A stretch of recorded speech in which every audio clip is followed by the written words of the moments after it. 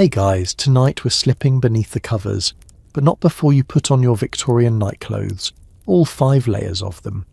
You're not just here for sleep, you're stepping into a world where bedtime fashion is judged as harshly as Sunday church wear, where what touches your skin at midnight could mean the difference between virtue and vice. And trust me, those itchy flannel drawers you're holding, they're the softest part of tonight's outfit. You won't believe this, but Victorians didn't just dress for the day, they dressed for the dark. Forget silky slips or breezy cotton. You reach for a thick, undyed wool shirt that feels like it's been soaked in thistle. The sleeves are loose, the cuffs enormous, and there's no tag, because there's no brand. It's homemade or stitched by a weary seamstress under gaslight, probably from a coarse bolt of flannel sold by the yard at Smithfield Market. You pull it over your head and instantly regret it. It clings in all the wrong places. The neckline scratches your collarbone, the seams dig into your underarms, and the smell. A musty mix of coal smoke and soap that never quite rinses out. This isn't for comfort. It's for survival. Victorian homes, especially the ones you can afford, aren't exactly cosy. No central heating, no insulation, just a tiny grate, a pile of coal you were lucky to afford this week, and windows that let in more breeze than they keep out, which explains why your nightshirt is barely distinguishable from your day shirt, just longer, rougher, and a few decades behind in fashion. The flannel isn't soft, it's function. And then come the drawers, long, heavy, high-waisted. They button awkwardly at the side, and there's a flap at the back in case nature calls. You tie them on with a cord. No elastic here. Rubber's still a luxury, and elasticated waistbands, that's 20th century magic. Tonight, it's twine and hope. Now you layer up. Another undershirt, this one tighter, made of brushed wool, advertised in the ladies' newspaper as the ideal remedy for chills, neuralgia, and melancholy. Melancholy? Yes, your underwear is supposed to fix your mood. The Victorians truly believed that flannel next to the skin could prevent disease, improve digestion, and even ward off sin. At this point you're already sweating, because oddly, Victorian bedrooms were freezing but their sleepwear was suffocating. Some wore as many as 3 layers to bed. Undershirt, long flannel nightshirt and a wrapper, basically a belted overcoat, often quilted or padded. It's like dressing for a hike through a snowstorm just to crawl into bed.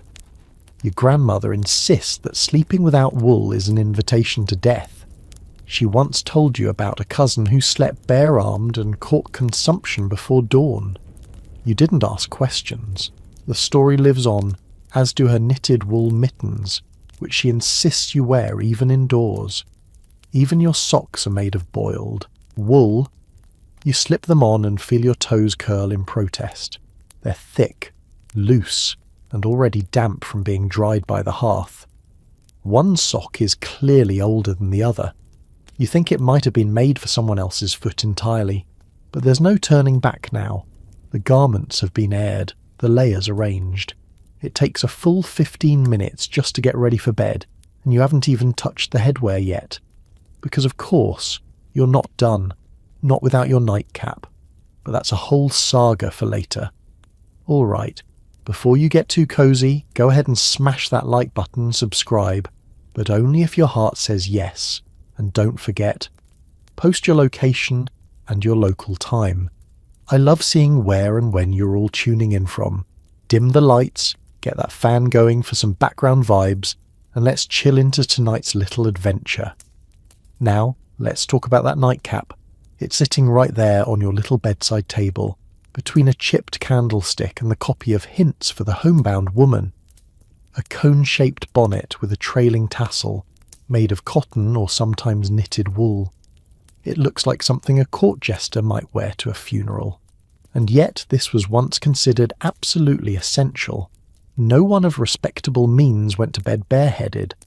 Why? because losing heat from the top of your head was thought to be a direct highway to madness, pneumonia, or death. "You'll leak your health," your aunt once muttered, tying her chin strap tight. It wasn't just an old wives' tale. Even medical guides of the 1840s recommended a close bonnet for all sleepers of nervous disposition. So you put it on. It's tight at first, then slips backward. Then you tug it forward again. The tassel whips your cheek. A loop of ribbon ties under your chin, or in some particularly health-obsessed households, over your mouth, to prevent foul night air from entering as you breathe. Not that it helps. The air in your bedroom is already a cocktail of soot, dampness, and the faintest lingering scent of boiled cabbage from downstairs, and that's assuming you even have a room. Many Victorian tenants shared spaces, often with siblings, elderly parents, or boarders. Privacy was rare, so your nightwear became your only boundary, your armour. These clothes had to shield your modesty when you inevitably passed someone in the hallway on your way to the chamber pot at midnight. Even among the well-off, the ritual was the same. In one recorded household on Gower Street, the entire family lined up before the fire to change into nightwear, each in their own turn, with the rest waiting awkwardly behind a folding screen. If someone took too long, a tap on the screen meant, "Hurry up." Time was precious. Candles were expensive. Warmth was fleeting. Now that you're fully dressed for bed, corseted or capped, wrapped in flannel like a leftover pudding, it's time to actually lie down. But not so fast. Your sheets are rough, linen not yet softened by decades of use. The blankets scratch, not comfort. There's a brick wrapped in flannel tucked by your feet, a foot warmer reheated from the oven below. You think you smell smoke, but it's just the scent of scorched wool. Again, you shift, but your layers bind you. Your armpits itch. The nightcap keeps sliding off. And through it all you lie perfectly still, as if posing for a photograph taken in the dark. Because moving, fidgeting, sweating, those are signs of poor character. A good sleeper sleeps upright, breathes shallowly, and never shows too much ankle when the covers are askew. You blink up at the ceiling. You feel every seam, every button, every itchy stitch that some tired laundress repaired 3 winters ago. This isn't about softness, it's about order, discipline. The right kind of sleepwear isn't for you, it's for society. And in that wool-wrapped stillness, you finally close your eyes, until your sock slips halfway off and gets lost in the sheets. You wake just past midnight with a numb nose and the slow creeping sensation that your ears are frozen. The rest of you might be swaddled in flannel, but your face is exposed to the icy draught sneaking in through the window frame, no matter how tightly it was shut. The fire's long since gone out, the hot brick at your feet has gone cold, and the only thing between your face and hypothermia is your nightcap.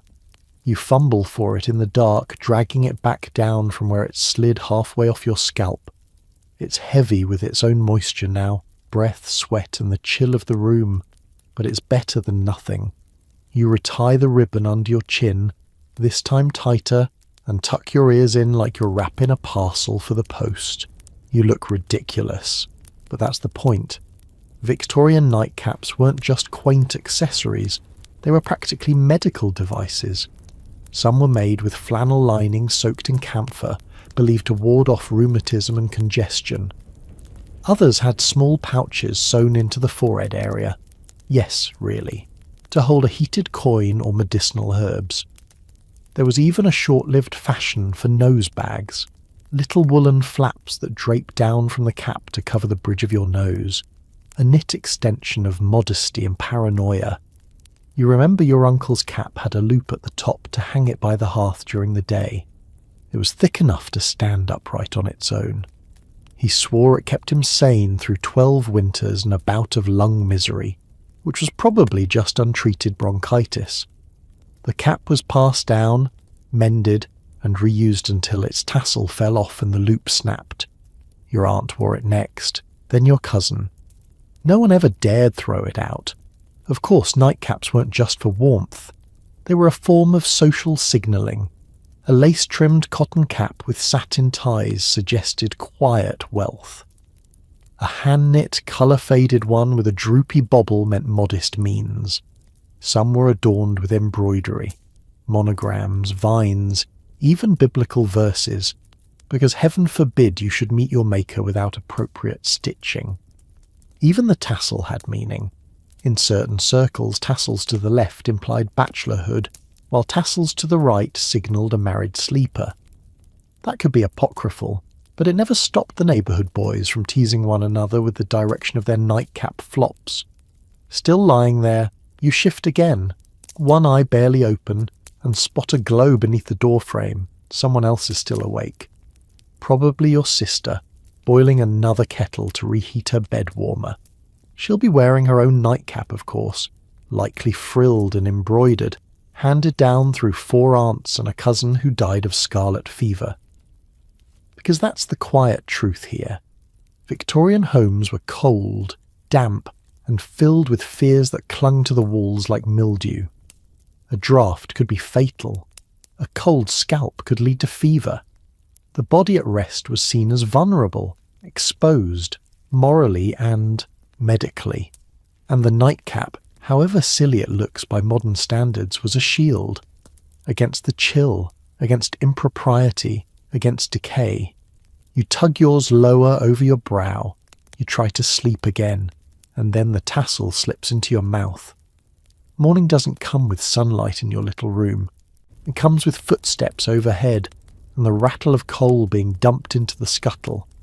But you're not ready to rise yet because your nose is frozen again and your ears have that dull ache like you've been slapped by the wind in your sleep. You reach up, groggy, to fix your cap, and there it is. Your own breath trapped beneath the wool, damp and sour, clinging to your upper lip like a fog. You wonder, what exactly were Victorians so afraid of losing through the top of their heads? Some said vital warmth, others believed the head was the gateway through which dreams entered, and nightmares too. There was a whole economy of theories. One 1857 pamphlet even claimed that leaving the scalp exposed after midnight increases one's susceptibility to temptation. You're not entirely sure what that meant, but you suspect the author had a strict upbringing and a poor grasp of anatomy. In richer households, the nightcap evolved into a minor fashion war. Upper-class women wore caps so elaborate they needed help tying them on. Fine muslin, Valenciennes lace, seed pearls along the rim. Some had matching nightgowns embroidered with the family crest. Sleep for these women was still a performance. They didn't just lie down, they retired, and their nightwear was the curtain call. Men were no less vain. Gentlemen of means might own several nightcaps, lightweight for summer, quilted for winter, tasselled for guests. In some cases the cap served to hide thinning hair or an old injury. There's even a caricature from Punch magazine mocking an elderly lord who wore a crimson velvet nightcap to impress his young second wife. But in the poorer quarters, nightcaps weren't optional. They were survival gear. A father might pass his only one down to the youngest child, choosing to sleep bareheaded himself. Mothers knitted caps from leftover yarn, mixing colours that didn't match because matching didn't matter. Warmth did. You remember one old neighbour, Mrs. Ebbing, who wore the same cap for 40 years. It was yellowed beyond recognition, tied with a shoelace, and smelled faintly of coal smoke and lavender. But she claimed it kept the bad dreams out, and no one ever argued with her, especially not after she read fortunes in tea leaves and told you which windows not to look through after dark. There's something deeply human about it, really. The absurd belief that a floppy piece of fabric can shield us from illness, nightmares, judgment, even death. It's not the cap itself, you realise. It's the ritual, the comfort, the routine, the tying of the ribbon, the tuck behind the ears, the smell of the yarn. A tiny gesture against the enormity of cold, of silence, of sleep itself. You lie there a bit longer, the tassel now tickling your cheek instead of your mouth.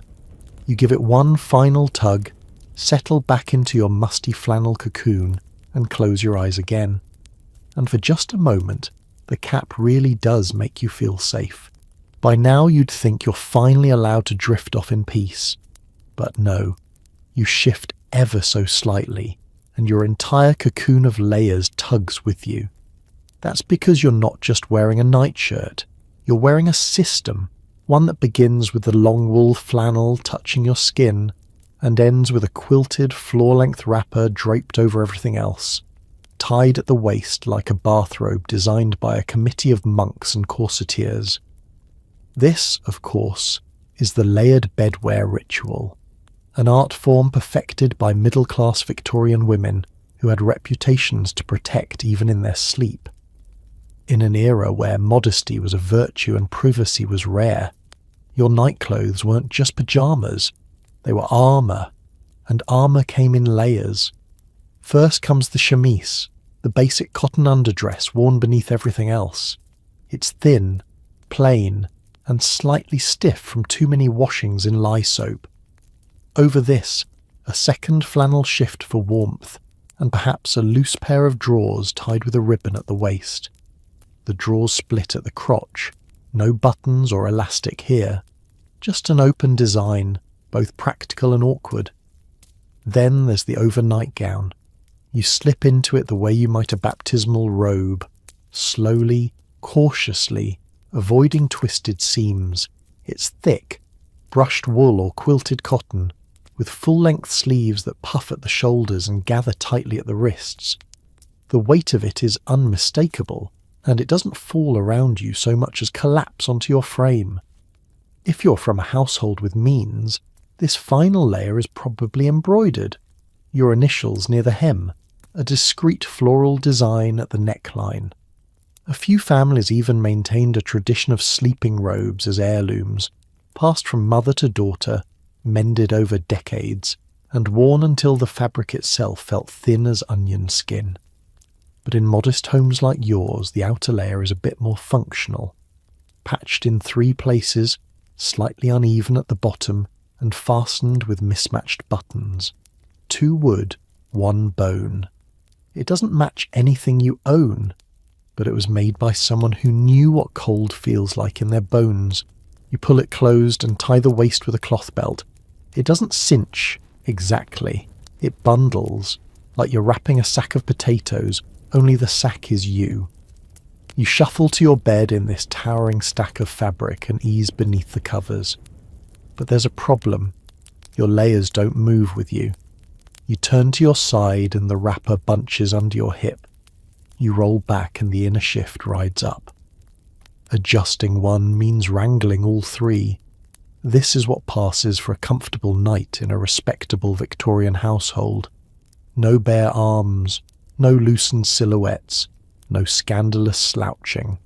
You are dressed for modesty, not rest. You're wrapped for virtue, not dreams. And heaven forbid someone comes into your room unexpectedly. Because if they do, you'll be seen fully covered, fully decent, and fully exhausted. And yet, despite the discomfort, these layers aren't optional. They're ritual, they're doctrine. Entire chapters in housekeeping manuals were dedicated to what a woman should wear to bed, and how many layers constituted respectable nighttime attire. In the Young Lady's Guide to Moral and Domestic Excellence, a popular 1854 manual, there's a whole paragraph warning against the dangers of sudden exposure during nocturnal emergencies. That's polite Victorian code for don't get caught half-dressed if the house catches fire. So you stay swaddled, not because it feels good, but because it feels correct.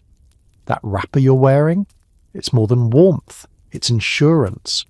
You might need to leave the room to fetch a bed warmer, or check on your younger sibling, or heaven forbid greet a surprise midnight visitor, a travelling cousin, a neighbour bringing news, or the constable delivering a note. All of them might see you, and if they do, It better not be in just your chemise. Even your dreams aren't immune. In Victorian fiction, women are constantly described as stepping from their chambers in flowing white wrappers, or hastily belting their nightgowns before rushing into the hall. Nightwear becomes its own kind of symbolism, purity, propriety and preparedness all bundled into one wrinkled flannel package. But there's another layer, one not made of cloth, the mental layer. See, as the wrapper presses against your ribs and the belt digs slightly into your waist, you begin to sense it, the quiet pressure of being watched. Not literally, but socially, even in the dark, even when no one's around. Because the Victorian night was not private. It was merely dimly lit. And if you're lucky enough to live with a housemaid or a sister who shares your room, you already know the quiet inspection that happens every morning. Did you sleep with your wrapper tied last night? Was your lace flattened? Your belt looks loose. It's not judgmental, not overtly, but it's there. Because dressing for bed was as much about what others imagined of you as how you felt. Some girls even pinned lavender sachets inside the lining of their robes, so they'd smell pleasant if they happened to faint in the hallway. Others carefully arranged their hair beneath their nightcap, wrapping it in ribbons to preserve their curls. And some, particularly the anxious or ambitious, practiced how they'd walk across the drawing room if they ever had to appear in full sleep attire. No detail was unconsidered, no moment unguarded. You sigh under the weight of your layers and the weight of expectation. A button has come undone near your collarbone. You consider fixing it, but then think, what's the point? You're not getting up again. The sheets are scratchy but warm.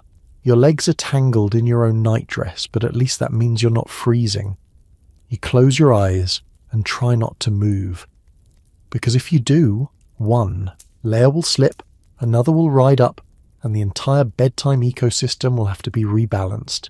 And you really, really don't want to start over. You awaken to a dull ache along your spine, not from your mattress, but from the way your nightclothes have bunched beneath you like rebellious upholstery. Shifting doesn't help. Each tug on your wrapper pulls the chemise tighter under your arms. Every time you straighten your legs, the flannel drawers ride up just a little more. By now, it feels like you're sleeping inside a cocoon stitched by an indecisive spider. Welcome to the wonderful world of Victorian flannel combinations, those peculiar one-piece undergarments that promised comfort but delivered only entrapment. Known in polite catalogues as combinations, these suits became increasingly popular by the 1870s, touted as a practical alternative to multiple layers. After all, if you could wear a single woolen garment that covered you from neck to ankle, why bother with chemise, drawers and undershirt separately? At least that was the theory. In practice, you lie here now, stewing in a full-body flannel trap that buttons up the chest, clasps at the wrists and tapers into awkward cuffs at the ankles. The front opens with a line of small pearl buttons, nearly impossible to fasten in the dark. Worse, the back includes a flap secured with mismatched ties, charmingly called a drop seat or a trapdoor. It's not just awkward, it's humiliating. And when it's cold and your hands are stiff, trying to navigate that tiny rear hatch becomes a negotiation with fate. Your great-aunt swore by her combinations, called them my second skin. But hers were tailor-made, stitched in a Surrey shop with softened wool and custom seams. Yours came second-hand from a neighbour's cousin, patched with thread that doesn't match and already missing one elbow. Still, flannel combinations were seen as modern, hygienic, progressive, especially among health reformers who claimed they reduced chill gaps caused by shifting drawers or rising skirts. Some went further, stating that proper undergarment containment would lead to fewer colds, better digestion, and even moral improvement. Yes, once again, Victorians found a way to link underwear to virtue. If that sounds like an exaggeration, Remember that companies like Jaeger built entire empires on the belief that wool clothing worn directly against the skin could cure ailments from fatigue to melancholy. "Live in flannel," one advertisement declared, "and you shall live well. Never mind the itch." You roll to your side, hoping to find a position where the flap doesn't fold against your lower back like a misplaced napkin. No luck. The seams press into your hip bones, and the collar, slightly too tight, rides up every time you exhale. It's less like sleeping in pajamas, more like sleeping in a giant mitten that someone forgot to finish sewing. And yet, you do feel warm. Irritated, yes. Restricted, absolutely. But undeniably warm. And in a bedroom with a cracked window, no insulation, and a fire long since gone cold that might be the only thing that matters. The real trouble comes in the morning. There's a moment just after waking when you attempt to sit up, and the full reality of your flannel combination hits you like a woolen avalanche. Every movement drags against you. The sleeves twist at the elbow, the collar pulls toward your throat, and the backside flap, which somehow shifted sideways in your sleep, is now bunched directly under your hip. You try to stretch, but the fabric tugs back like it's part of the mattress. There is no escape. You are a parcel, and the only one with the string is you. It's no surprise, really. These combinations weren't designed with comfort as a first priority. They were designed with modesty, warmth, and above all, decency. The all-in-one structure was supposed to prevent any unseemly slippage or skin exposure during the night. In theory, they were particularly ideal for young ladies who, according to one 1882 etiquette book, must remain entirely protected during repose, both for her health and her dignity. Dignity is an odd word to apply to a woolen onesie with a buttoned bum flap. You shuffle toward the washstand, which is somehow colder than the floor, trying to peel the layers apart. But your combination clings to your legs like steamed pudding cloth. There's no graceful way out of it. You fumble with the chest buttons, your fingers stiff with cold. Some are missing entirely. One has been replaced by a safety pin, now rusted. You curse under your breath. Not a sinful curse, mind you, just a very Victorian bother this thing. Eventually the whole thing slides off your shoulders and falls in a heap on the floor with a quiet flump. You stand there, shivering in your chemise, blinking in the pale grey light that leaks through the lace curtains. The room smells faintly of damp wool and coal dust. Your breath fogs in the mirror, and here's the twist. Despite the itching, the bunching, the sheer nuisance of that back flap that never sat right, you miss it already. Because without your combinations, the cold creeps in faster. It's in your toes, your neck, the space between your shoulder blades. The very parts your flannel fortress once protected now feel raw and exposed. You're not even outside the covers yet, and you're already wishing you hadn't taken it off. Some nights, you swear your body has adapted to it, like a second skin, or a cocoon. You might hate it while you're wrapped inside, but you fear what happens when it's gone. So you do what every sensible Victorian does. You fold it carefully, damp and all, place it by the fire guard, should someone relight the coals today, and prepare to wear it again tonight. Because despite all its flaws, the flannel combination keeps the night at bay. And in a world where a bad draft might turn into pneumonia, that's enough. You reach for your next layer. The corset comes later, but that's another story. You might think the torment ends there, but no. Now comes the most baffling layer of all, the night corset. Yes, you read that right. As absurd as it sounds to the modern mind, there were women in Victorian England who laced themselves into a special corset specifically for sleeping, and not just a few eccentric aristocrats either. These garments were advertised in women's magazines, sold in department stores, and even recommended by doctors who believed that the body needed constant shaping for long-term moral and physical health. You sit at the edge of your bed now, holding the thing in your hands. It's lighter than a day corset. No stiff steel boning, no tight-laced waist. but it's unmistakably structured. Soft whalebone or cording lines the fabric. The eyelets are reinforced. The ribbon laces are long enough to wrap twice around your back and tie beneath your bust. It's a night corset for gentle training, the box had said, as if your ribcage were a misbehaving child. You slip it on, feeling the cool fabric settle over your flannel chemise. The lining is flannel too, though thinner and more pliable. Some women wore these directly against the skin, but you've learned that flannel on flannel helps reduce the itch. There's no busk in front, just laces up the back, which you manage with fingers half frozen from washing up. You pull gently, then a bit tighter, until your waist feels supported, not strangled. That's the line, after all. Night corsets weren't meant to cinch you into a wasp shape, but they weren't exactly relaxed either. The goal was maintenance, continuity. If you wore a tightly laced corset all day, removing it entirely at night was considered dangerous. Your organs, they said, might shift too rapidly, or your figure might spread.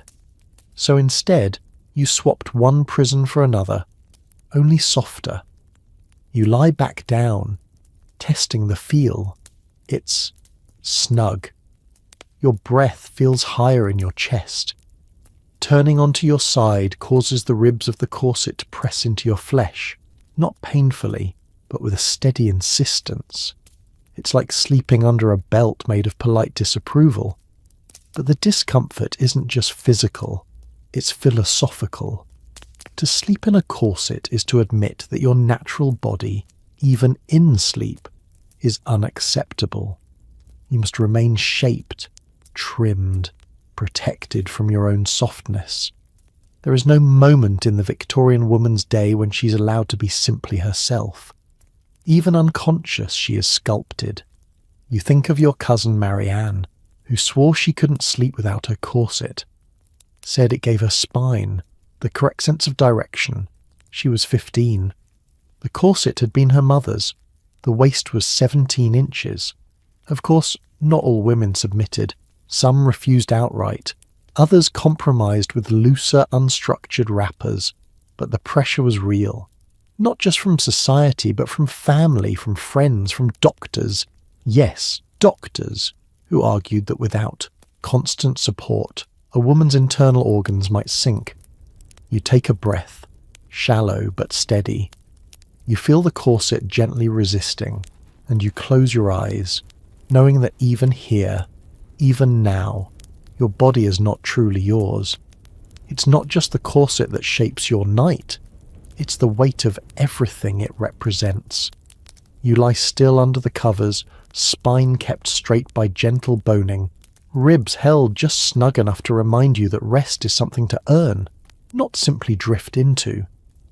And this night corset, though marketed as a comfort item, is still a symbol. It whispers that even in your dreams, you must be delicate, contained, presentable.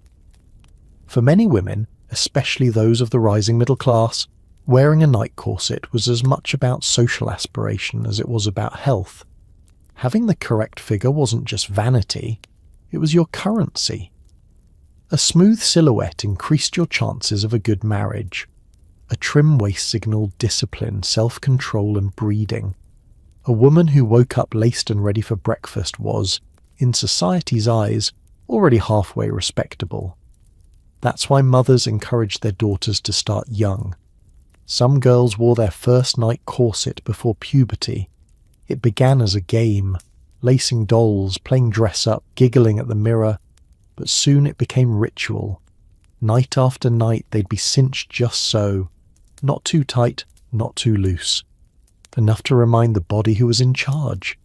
You remember one dinner at the widow Grimble's house, when her daughter Emma slouched during pudding. "Sleeping without structure, are we?" the widow hissed. Emma turned crimson and didn't look up for the rest of the meal. Not all rebellion was public. Some girls snuck their night corsets under the mattress when their mothers weren't looking. Others loosened the laces after lights out, then quickly retightened them before dawn. A few even replaced their corset with a folded towel. tied snugly under their nightdress to simulate the appearance of discipline. Still, the expectation loomed large.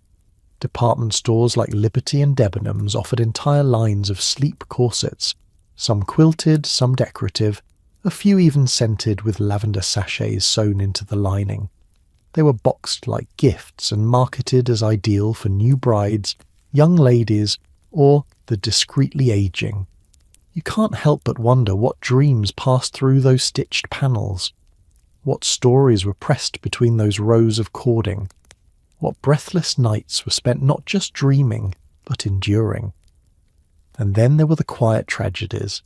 Stories whispered about women who fainted in their sleep, or woke with bruises along the ribs. Doctors who debated whether these corsets contributed to female weakness or hysteria. One old nurse once told you of a girl who slept every night in a corset left over from her sister's wedding trousseau. She died young of what they called nervous collapse. Whether the corset played a role, no one said, but they buried her in it. You shift slightly. The ribs of your corset creak faintly against the flannel of your chemise. It's not painful, not exactly, but it's always there.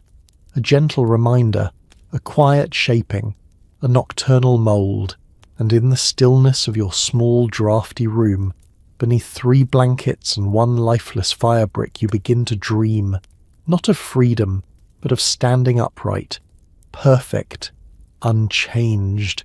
You awaken before dawn, not from any sound, but from the slow creeping pressure in your feet. Not pain exactly, just the quiet protest of circulation, interrupted. You tug gently at the covers, trying to relieve the tightness along your legs, and then you remember you fell asleep still wearing your stockings.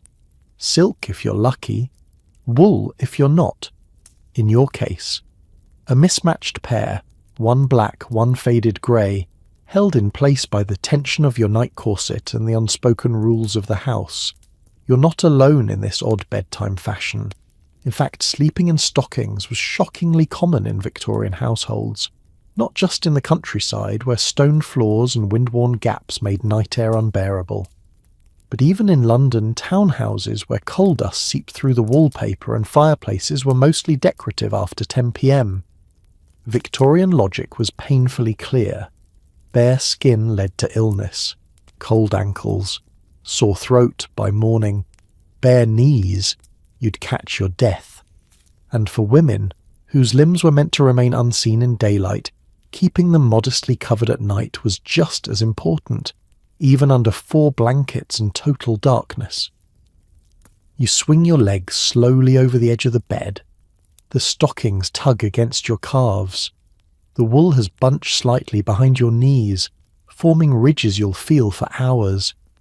They were damp when you put them on, never quite dry from yesterday's washing, and now they're stiff from the night's sweat and cold as tombstone moss. You peel one down carefully. It leaves a faint ring of compressed skin and lint. You pause, holding the stocking in your hand. The fabric is frayed near the heel, darned twice, maybe 3 times. You think of your sister sitting by the fire last week, darning needles lined up in a neat row, murmuring about how a lady's ankle should never meet the open air. Not that she'd ever say that in public. These things were understood, not spoken. Part of the quiet instruction every girl learned. Keep warm, keep hidden, keep composed. Some families went further. A friend once told you her aunt sewed sleep garters, soft cloth bands tied around the thighs to hold stockings in place without cutting off blood flow. She claimed they were essential for keeping posture correct during slumber.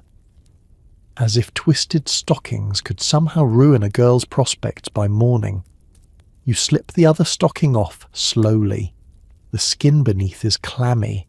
A faint red patch marks where a seam rubbed too tightly. It will itch all day, but you'll still wear them again tonight. Because beneath all the layers and lace, there's something else stitched into Victorian sleepwear. The fear of undoing, of letting the body uncoil, of waking up slack-jawed, tousled and warm-skinned.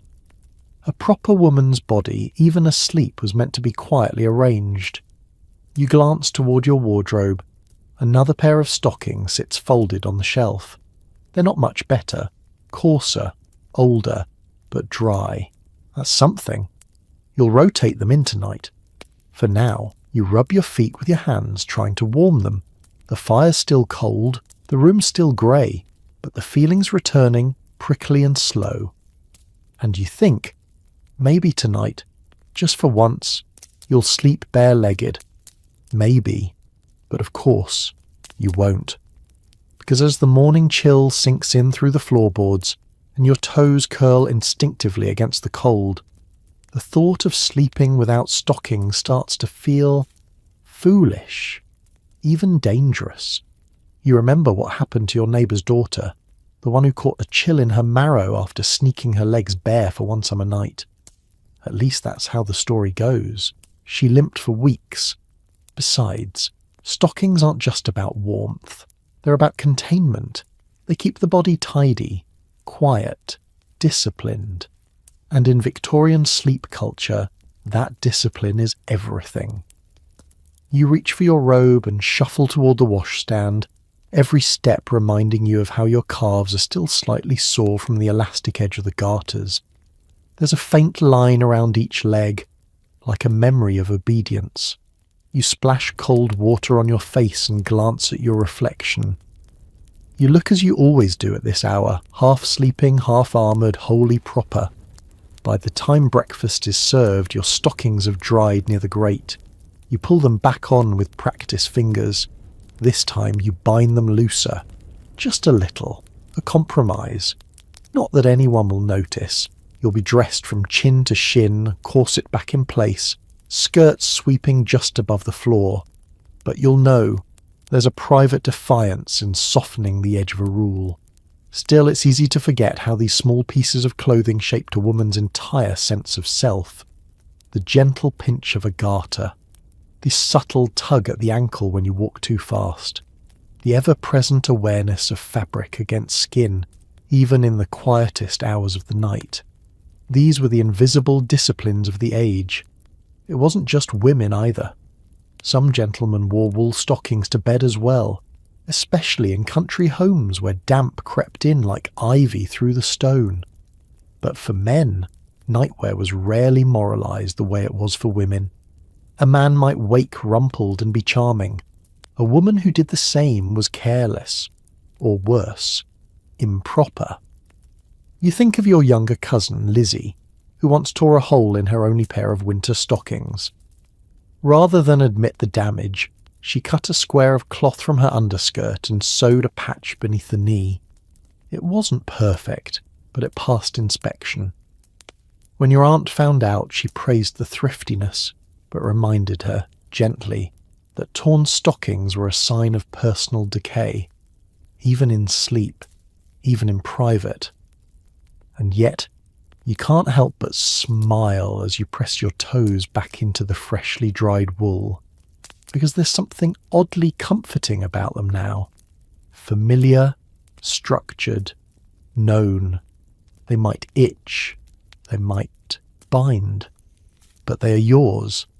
And in a world that so often asks you to fold yourself into silence, a well-worn pair of stockings can feel like a small kind of power. You tie the garters gently, not too tight, just enough to hold, and you think, yes, tonight you'll wear them again. By now you've dressed and undressed yourself in more layers than a wedding cake. You've wrapped, laced, pinned, and tugged.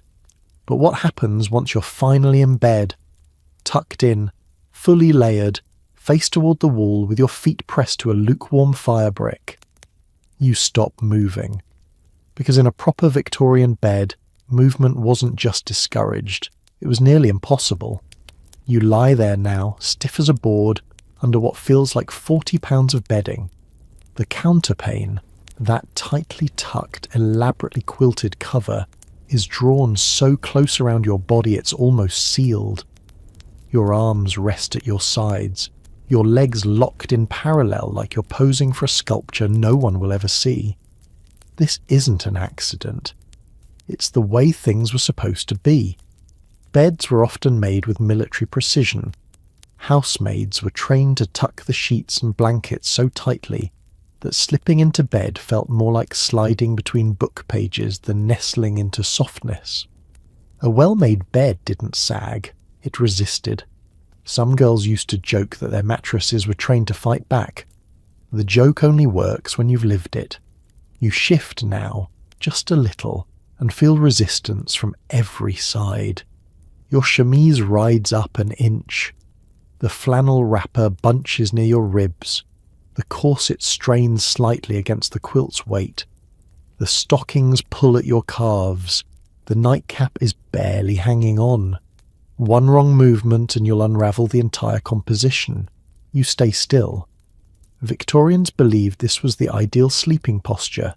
Supine, still, hands folded or resting softly on the belly, head slightly raised. Moving too much in sleep was considered both a sign of poor health and poor breeding. A restless sleeper, they said, had an undisciplined mind. A lady who slept neatly would wake neatly. And so, you lie there, beneath layers of flannel and expectation, trying not to itch your nose. There's a peculiar comfort in the constraint. It makes you feel safe in a way. Not safe like comfortable, but safe like accounted for, like you're exactly where you should be. Your garments hold you in place, your bed holds the garments, the house holds the bed, and the world, so vast and unpredictable, can't touch you, not here. Of course, there's the added concern of being seen. Beds weren't always private in Victorian homes. Siblings shared rooms, servants shared beds. Guests were sometimes invited to sleep in the same chamber. The idea of sprawling, drooling, or kicking off the covers while someone else watched. Mortifying. That's why women train themselves to sleep like statues, hands in place, legs straight. Face turned slightly in case someone entered with a lamp. The perfect sleeper was practically indistinguishable from the recently deceased. You've seen it yourself. Old portraits of family members laid out for mourning, their bodies arranged as though asleep, and when you look down at yourself now, tucked beneath your counterpane, you realise the pose isn't all that different. You shiver despite the heat. Still, there's something almost peaceful about it. The stillness, the silence, the uniformity of it all. You could be anyone, in any house, in any town, and if you do everything right, if your wrapper stays closed, your cap stays on, and your posture remains respectable, you'll wake up tomorrow just as society expects, perfectly still, perfectly decent, and perfectly unchanged. The hours tick on, but you wouldn't know it. The darkness never quite lifts, and your tightly tucked bedding makes time feel like a rumour.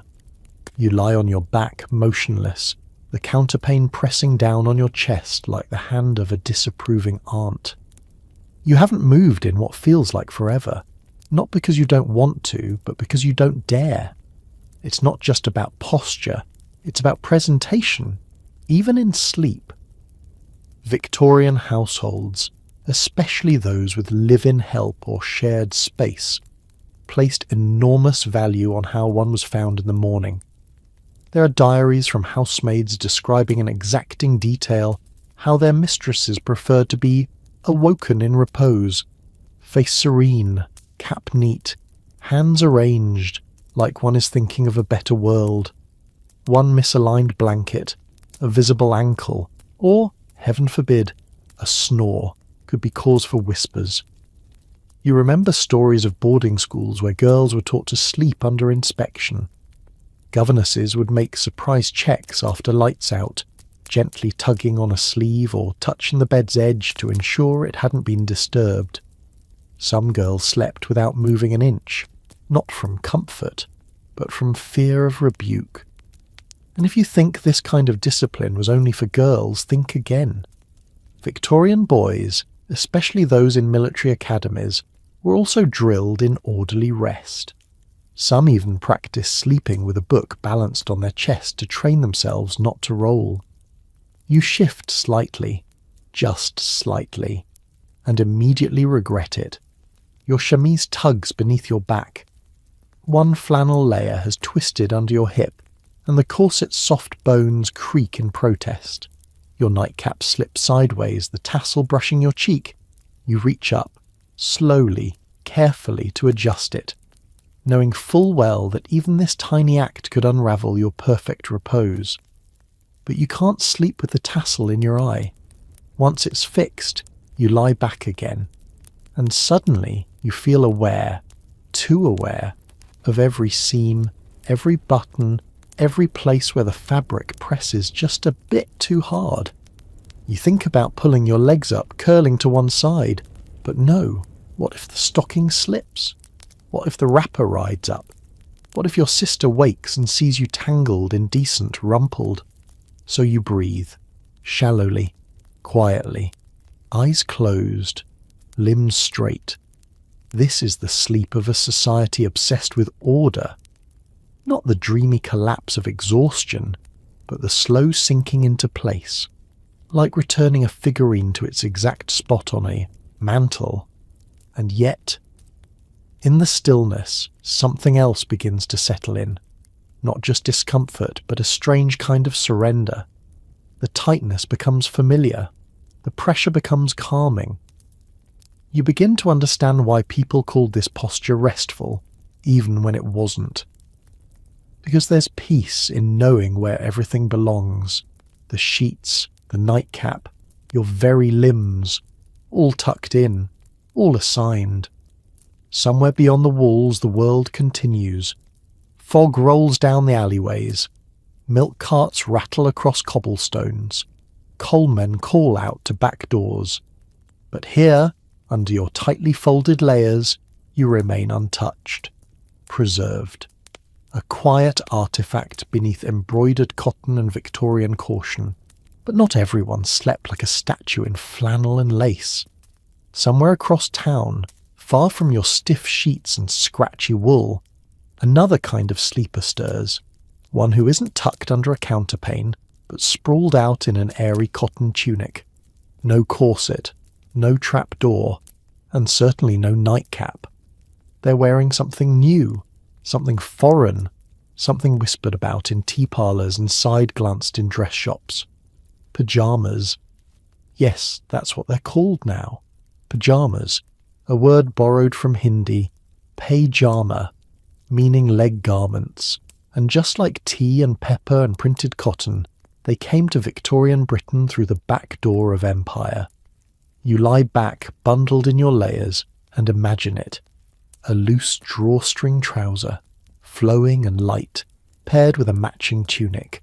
Not flannel, not wool, just plain cotton, cool, crisp, and scandalously comfortable. Pyjamas were first adopted by British officers stationed in India during the Raj. They were practical, easy to wash, and merciful in the heat. When these officers returned to England, some brought their sleepwear with them, quietly at first, privately. It was seen as exotic, foreign, even improper for an Englishman to wear a native garment to bed. But times change. By the 1870s, a few London tailors began offering continental sleeping suits, styled loosely after Indian pyjamas but tailored for British tastes.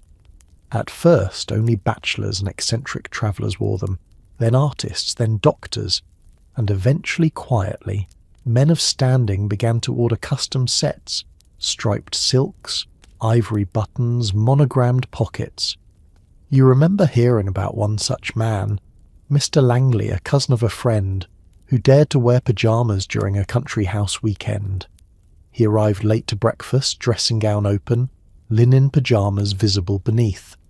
The hostess was mortified.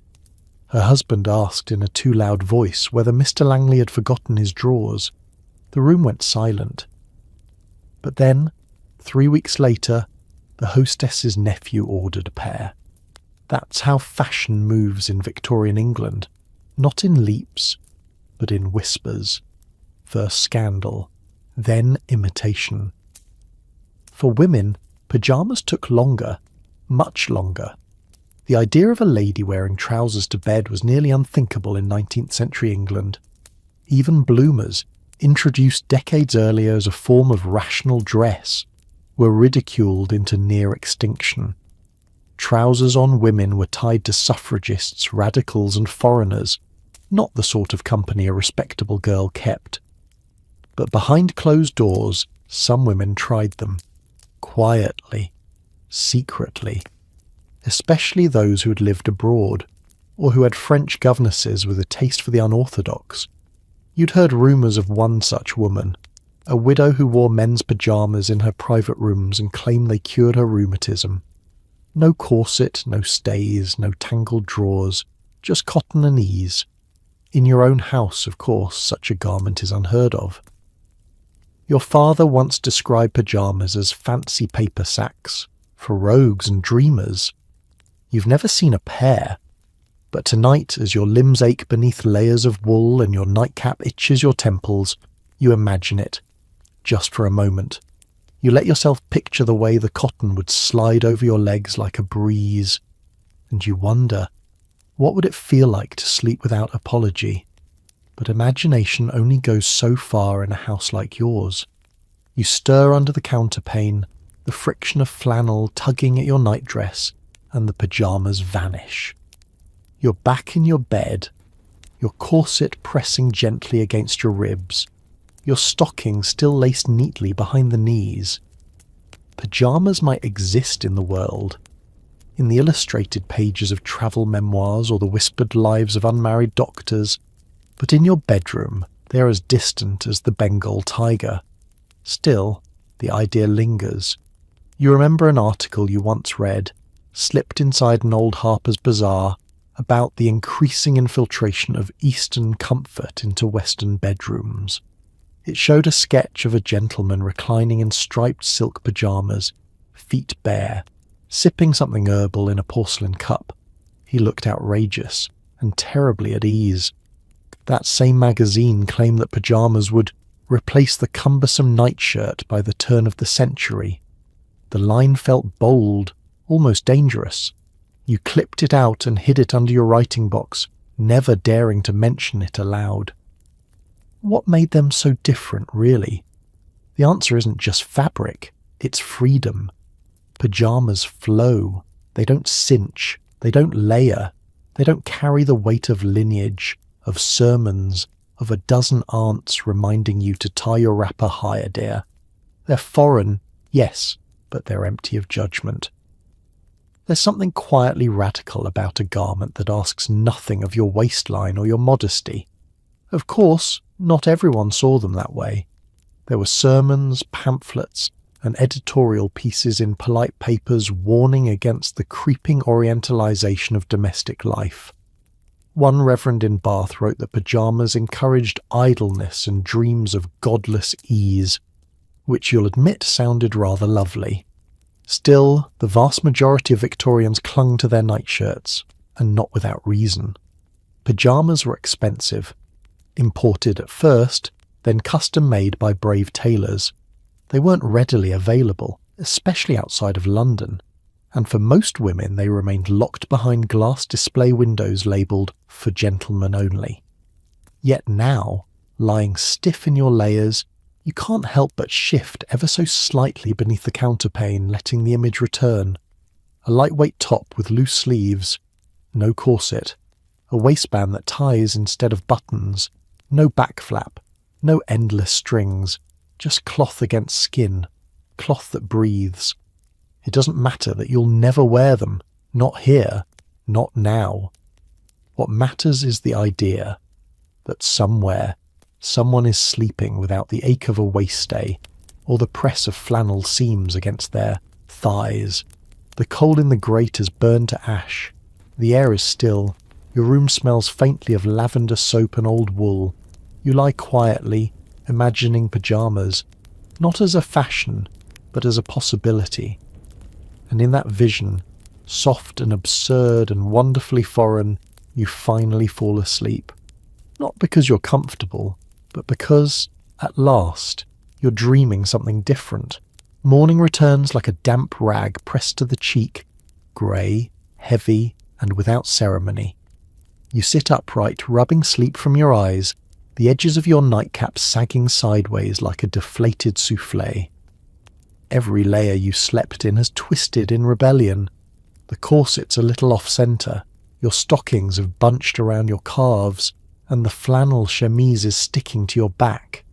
The dream of pyjamas is long gone. But if you were a Victorian gentleman, things might be a little different, not simpler necessarily, just more luxurious. Because now we enter the curious, competitive, and sometimes absurd world of men's nightwear, where gowns had names, robes had reputations, and a man's bedtime wardrobe could rival his daytime suit in splendour. You picture it. A tall man standing before his hearth, the fire low, his sleeves velvet, his slippers embroidered. He's not in a nightshirt. Oh no, he's in a robe de chambre, also called a dressing gown, though this particular one is lined in silk and has hand-knotted tassels that would make a bishop jealous. These weren't just garments, they were statements. A man's dressing gown was part comfort, part theatre. Some were quilted for warmth, others imported from France or Turkey, made from paisley silk, damask, or even oriental brocade. There were striped ones for lounging, dark wool for modesty, and crimson velvet for men who fancied themselves philosophers or poets, or at least wanted to look like one before bed. And yes, they were often worn over nightshirts. But in richer households, the dressing gown became the main event. Men dined in them, received guests in them, and even had portraits painted wearing them. Why not? It said, "I'm at home, and still better dressed than you'll ever be. You've seen one before, in a painting at your uncle's townhouse." The gentleman sits in a wing-back chair, legs crossed, holding a letter with the seal half broken. The gown drapes over the arm of the chair like a waterfall. You don't remember his name, only the red silk lapels. Even middle-class men adopted their own version. Theirs might be made of wool or thick cotton, but still trimmed in tasteful braid. A gentleman might not afford a coach, but he could certainly afford an imposing bedtime silhouette. There was, of course, etiquette to this. Robes were not pyjamas. You didn't sleep in them. You wore them before and after. They were for the liminal hours, dressing, undressing, perhaps a bit of reading or brandy by the fire. To wear your robe too late in the morning implied laziness. To wear it too early in the evening suggested you were eager to escape your trousers. Still, some men grew attached. One elderly barrister was rumoured to have amended his will to include instructions for his robe to be passed down to the most literary of my nephews. Another commissioned a second, identical robe, just so he'd never be without it during washing days. And beneath the robe, well, that's where things got more complicated. Beneath the robe, a gentleman's bedtime attire could range from the utterly simple to the flamboyantly ridiculous. At the most basic, you had the nightshirt, a long loose tunic made from linen or cotton, often plain white and reaching to the knees or mid-calf. But for those with means and imagination, even this humble garment became a canvas. Some men had nightshirts embroidered with their initials, just above the breast, or at the hem where only the most observant might notice. Others commissioned French cuffs, trimmed in lace or delicate blue stitching. A few went so far as to add monogrammed buttons, though everyone knew they'd likely pop off in the wash by year's end.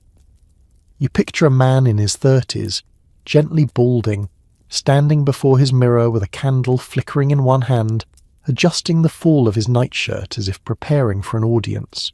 He smooths the front, straightens the collar. The whole performance is absurd, but not to him. He's dressing for the quiet dignity of sleep. Because make no mistake, a gentleman's nightwear was serious business. The way one appeared after hours mattered more than most would admit. Servants saw you. Family saw you. If you were travelling, fellow guests might glimpse you along the corridor. There were stories, yes, real stories, of marriage proposals beginning not in ballrooms, but in those twilight hallway crossings, robe to robe, slipper to slipper. You remember hearing one tale of a dandy who slept in Egyptian cotton trimmed with navy velvet. He claimed it helped him dream in colour. Another kept a wardrobe of sleeping costumes, a different one for each day of the week, each with themed embroidery. Birds on Wednesday, constellations on Saturday, hunting dogs on Monday. He once told a guest, "The mind sleeps better when the body is properly dressed for its journey." Of course, not all of it was harmless eccentricity. Some nightwear became a weapon of class distinction. A butler in an upscale Mayfair home once noted in his journal how his master changed into a fresh nightshirt twice each evening, once before dinner in the dressing gown and again before bed, just to avoid the appearance of using common cloth. Imagine the laundry. Still, there was a comfort to it all. Ritual, predictability. The robe, draped just so. The slippers warming by the hearth. The rustle of linen as you poured a small glass of port and read a passage of Gibbon or Pope. The fire dimming as you tied the final sash. And then, when the world grew still and the candles burned low, you'd slip off the robe, fold it carefully at the foot of the bed, and slide beneath the sheets with the practised grace of a man who'd done this exact performance for 20 years. You weren't wearing pyjamas, no, but you were dressed exactly right for the time, the place, and the image you wanted to cast. Because even in slumber, the Victorian gentleman never truly undressed. But what of the smallest sleepers? The nursery, with its faint scent of chalk, milk and damp wool, had its own dress code. A different universe of buttons, belts and bedtime bindings. If you thought adults were tightly wrapped in the name of modesty, comfort and health, wait until you step into the nightwear rituals of Victorian children.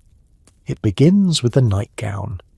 For most children, this meant a long, straight cotton shift, sometimes bleached, often hand-me-down, nearly always oversized.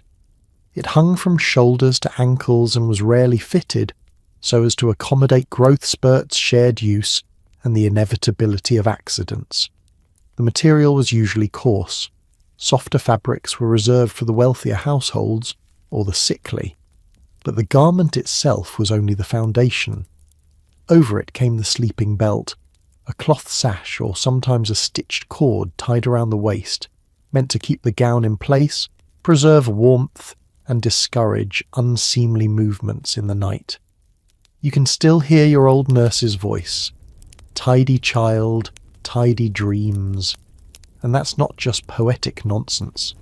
Victorians genuinely believed that a well-dressed child was more likely to grow into a well-behaved adult.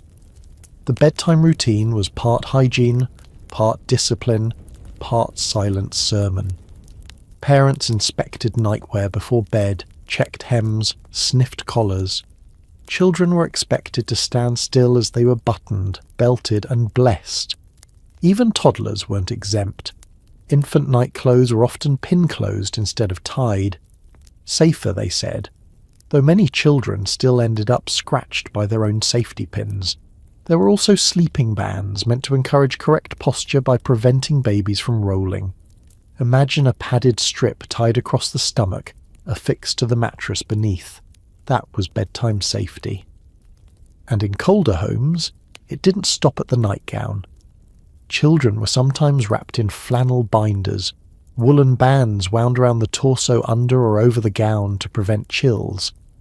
In some places, particularly in Scotland and northern towns, families added knitted foot bags or separate woolen leggings, tiny flannel sausages laced with ribbon. But not all of it was cosy. Some families, especially among the reform-minded Victorians, believed that too much warmth spoiled a child's constitution. These children were put to bed with windows cracked, arms exposed, nightgowns thin as cheesecloth. a sort of character building by chill. If they woke shivering, they were told to breathe through it. You remember one boy from school, Arthur, with the large ears and blue knuckles, who once said he hadn't worn a wool layer to bed since infancy. His father believed in tempered lungs. Arthur coughed through every winter and still failed Latin. But for others, bedtime was ceremony. A nursemaid might warm the bricks, smooth the sheets, brush the child's hair until it shone like oiled rope. The final ribbon tied around the nightcap signalled that all was right. That childhood, for all its terrors, was at least contained. Contained, that's the word. Because the goal of Victorian child nightwear wasn't simply warmth or modesty, it was containment, of limbs, of dreams, of desires. The tighter the flannel, the quieter the child. The silence of the nursery is deceptive, because even while the house sleeps, children's nightwear tells its own story. One of little rebellions stitched between the seams. You remember it yourself, don't you? The tickle of the sash against your ribs, the scratch of wool at your neck, the slow agony of lying perfectly still beneath a too heavy blanket while your toes searched for the one warm spot left by the fire brick. And yet, there was something sacred about it. In families with money, children's nightgowns were sometimes edged in lace or embroidered with their initials. Girls might have ribbons stitched into the collar or cap sleeves with tiny shell buttons. Boys wore gowns too, but with straighter lines, fewer frills. Their nightgowns came with stern names like junior rest robe or sanitary sleep tunic. In more practical homes, there were no such niceties. Your gown came from an older sibling. It was already faded, already patched, already shaped by someone else's sleep, and you wore it anyway.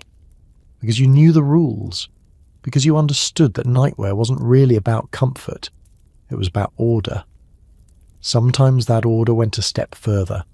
There were families, especially among the pious or the paranoid, who used nighttime restraints, gentle of course, cloth mittens to prevent thumb sucking, straps sewn into the hem of the gown to discourage leg movement, special sleep jackets that buttoned in the back, ensuring the child couldn't remove it during the night.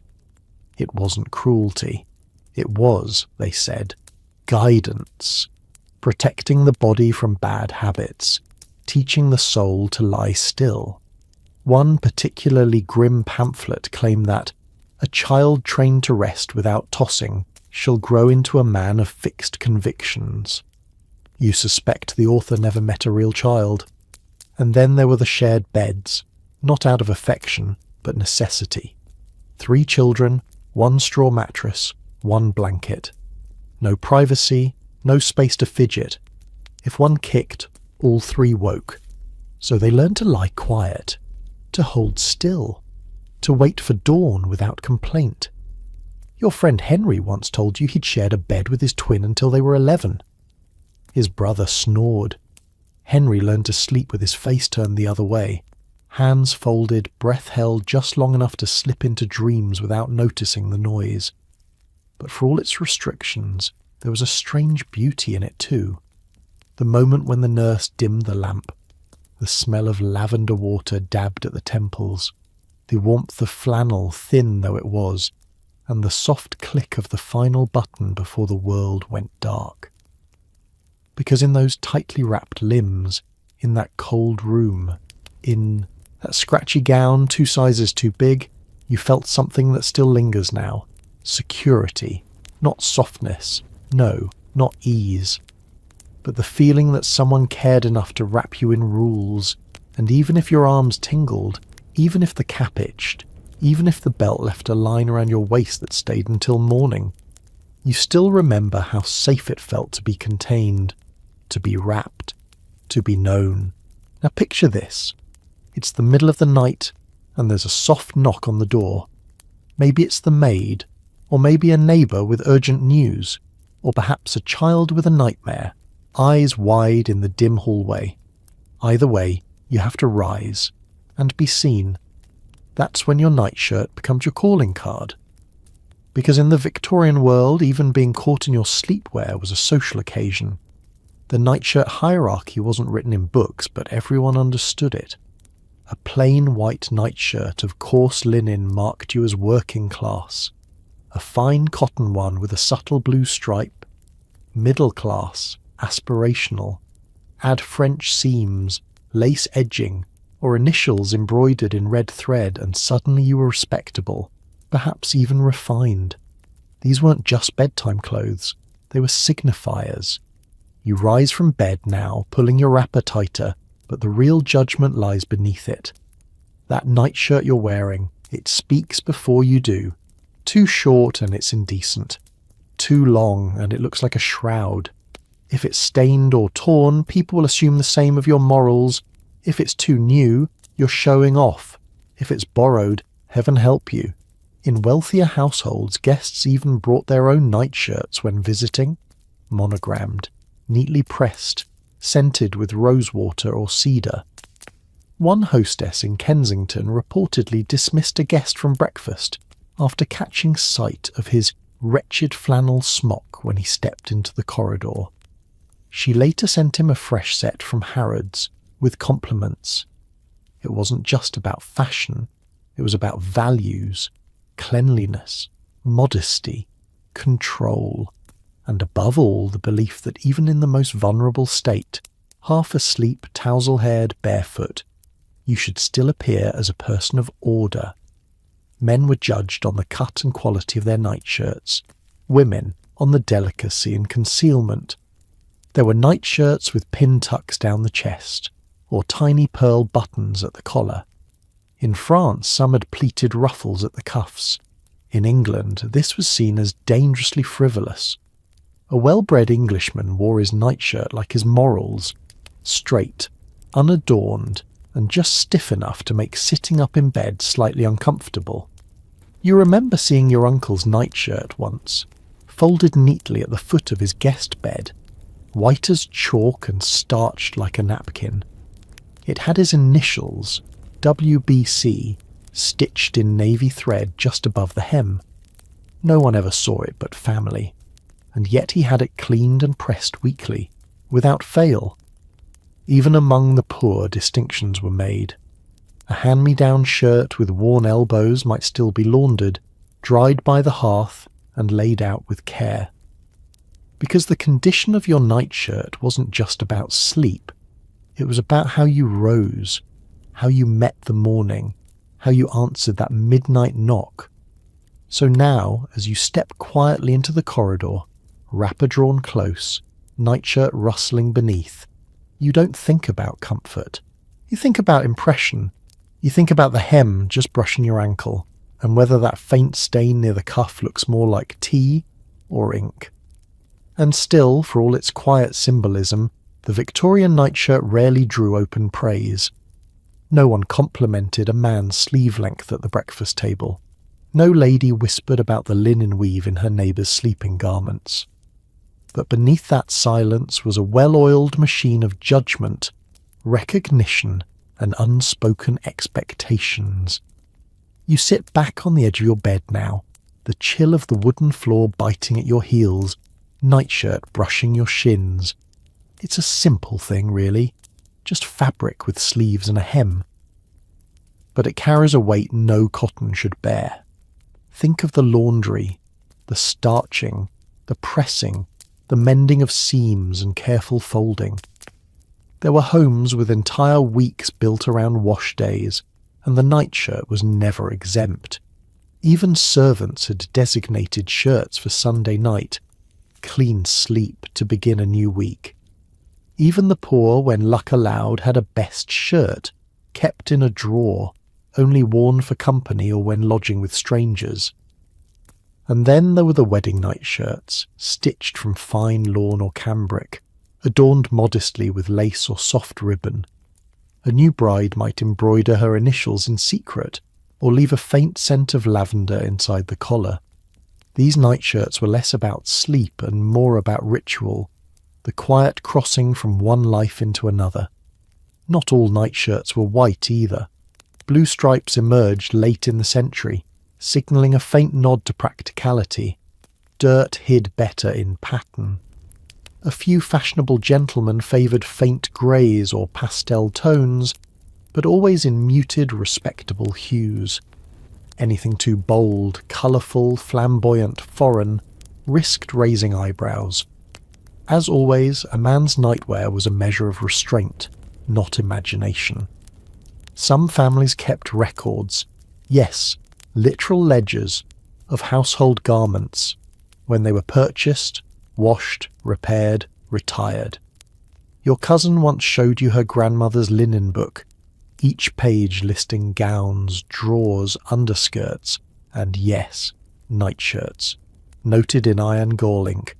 Removed to rag drawer Septi 1862, hem too worn for mending. Even in death the nightshirt played a role.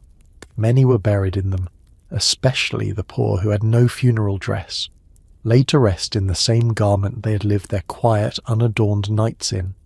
One final sleep in the most familiar fabric of all. And here you are, still alive, still in yours. It's not pristine. There's a fray at the collar, a faint tear at the underarm, and that mysterious stain you've never quite identified. But it fits. It knows you. It's been moulded by your breath, your turning limbs, your nights of sweat and shivering. It isn't beautiful, but it is honest. You slip back beneath the covers, the nightshirt settling around you like a sigh. No buttons to fuss with, no stays to tighten, just you and cloth, and the gentle rustle of someone else sleeping in the next room.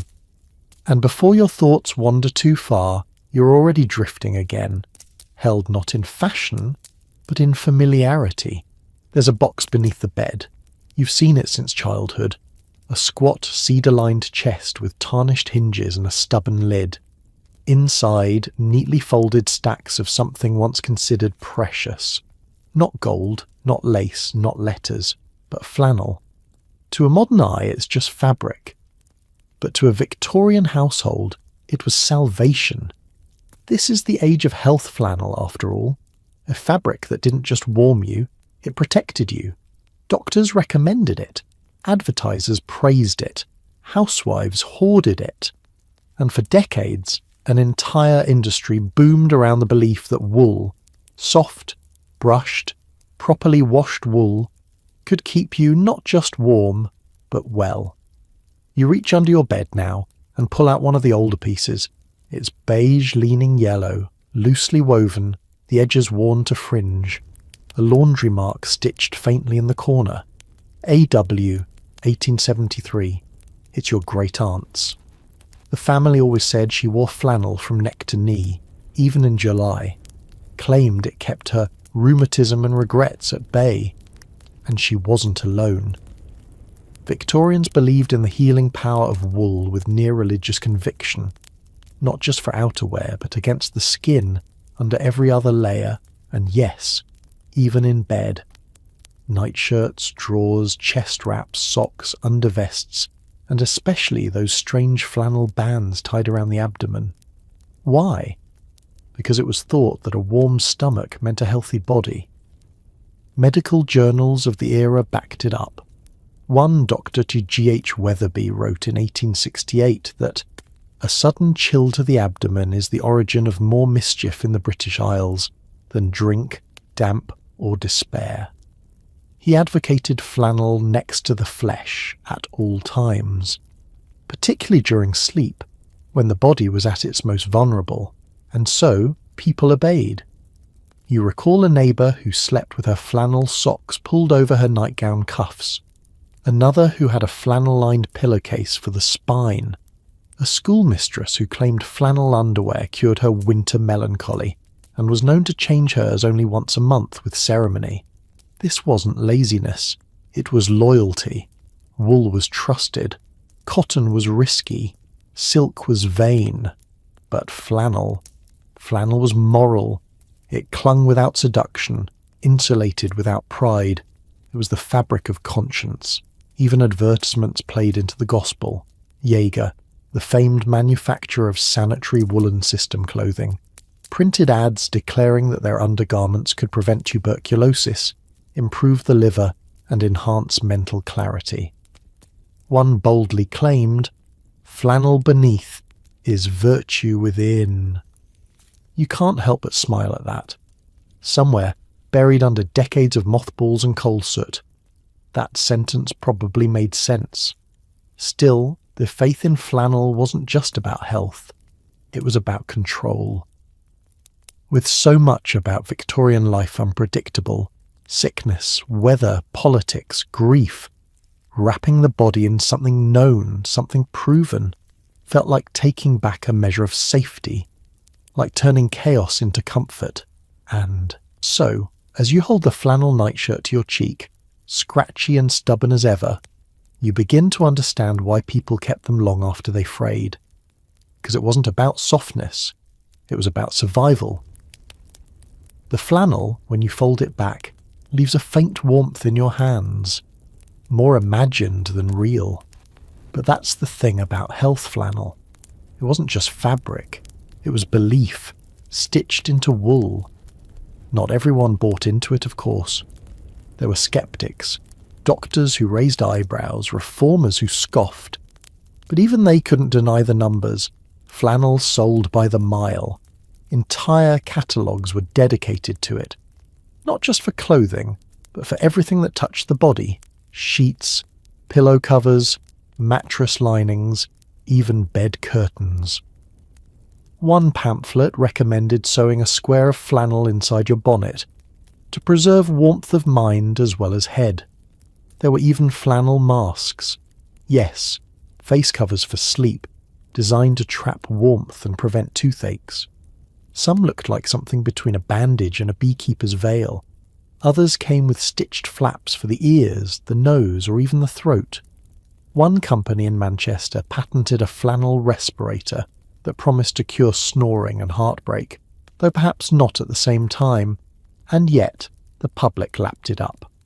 Because in an era of mystery illnesses, weak constitutions and sudden deaths, who wouldn't cling to a material that promised immunity?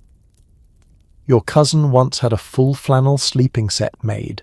Drawers, undershirt, vest, socks, and even gloves. He wore them through 2 winters and claimed he never once sneezed. He also never once smiled, but no one connected the two. You lie back now, wrapped in your own patchwork flannel gown, and feel the weight of it settle. It's heavier than cotton, less forgiving than silk, but it holds you with a kind of earnest stubbornness, like a nurse who disapproves of noise, or a grandmother who doesn't believe in rest until your feet are covered.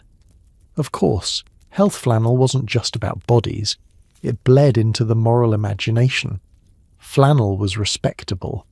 To sleep without it, especially in winter, was seen by some as not just unwise, but indecent. There were sermons on the perils of indulgence, where going to bed without flannel became a metaphor for slipping into sin, and those who resisted, they were whispered about. You remember one girl, bright, wild, full of jokes, who refused to wear hers, said it made her feel like a potato in a sack. Her mother wept. Her schoolmistress warned her. By spring she had a cough. People nodded. Of course she did. The flannel had warned them. But others quietly tested boundaries. Some cut the sleeves shorter. Some trimmed the waist. A few brave women hemmed their flannel nightgowns to mid-calf and told no one. The material remained, but the rules began to fray. Because in the end, flannel might have promised health. But what it really gave was control. Control over the air, the temperature, the body. Control over the chaos of night. You pull the blankets higher. The wool scratches, the ribbon pinches, the seams press into your collarbone. And yet you sleep. Not because it's soft, but because in this stiff old gown, you're exactly who they hoped you would be. Warm, modest, silent. But what lies beneath the warmth and stitching of Victorian nightwear isn't just fabric or even health. It's decency, or at least the performance of it. Because here's the unspoken truth of the age.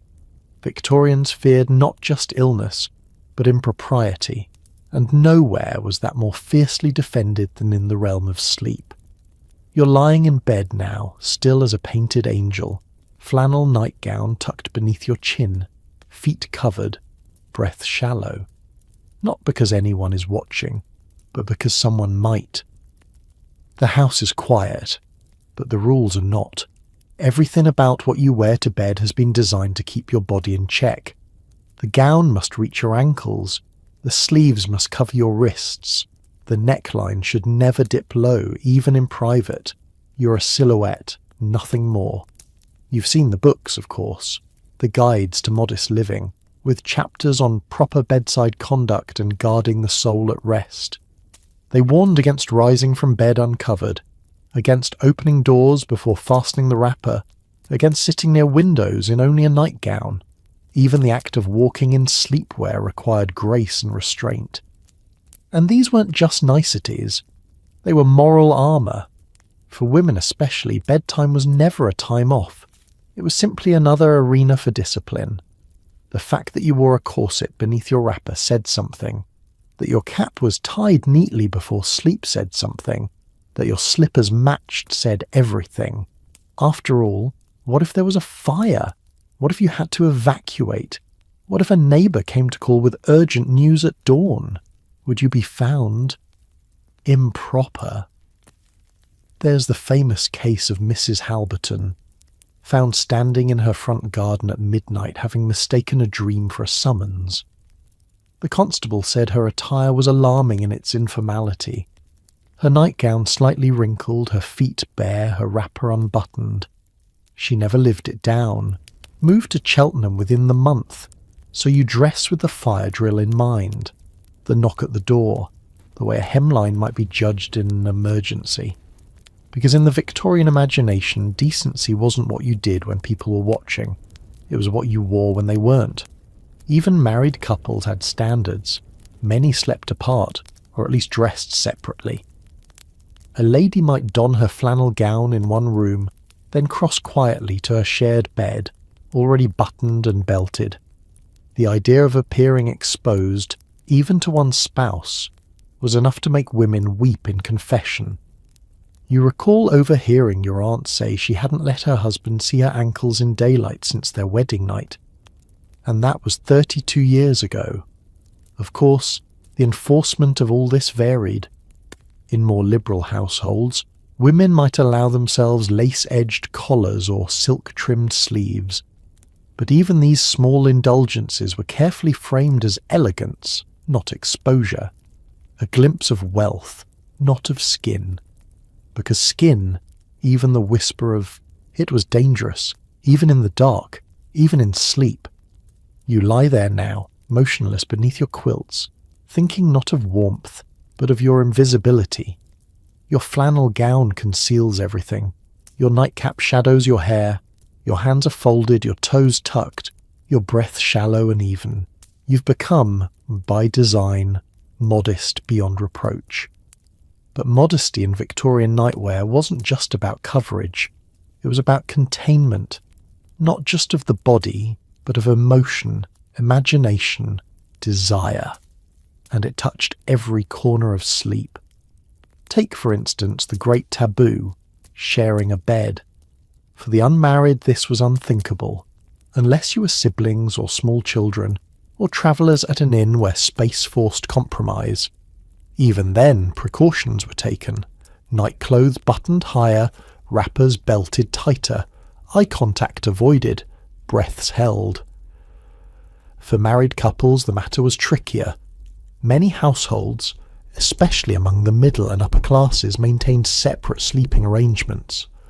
Not out of coldness, but out of correctness. Husbands and wives might retire together but sleep in separate beds, even separate rooms. A lady's chamber was her sanctuary, and it included her dressing, her undressing, and her carefully composed sleep. And if they did share a bed, there was still the unspoken understanding. Intimacy was allowed, briefly, politely, and only with the correct lead-in. But sleep? Sleep was separate. The body must return to its rapt, silent state. There's an old saying, a gentleman turns before the candle is blown out, meaning he gives his wife privacy to arrange her nightgown, tighten her wrapper, slip into stillness. Even passion bowed to propriety. You recall reading a housekeeping manual that offered advice for married women. If retiring in the presence of one's husband, she must remain fully adorned in her sleeping attire, including slippers and cap, until his attention is clearly turned elsewhere. Imagine the choreography of it, the planning, the careful awareness of angles, collars, fasteners. Nothing slipped, nothing revealed. Even disrobing was an act of discipline. And what if the rules were broken?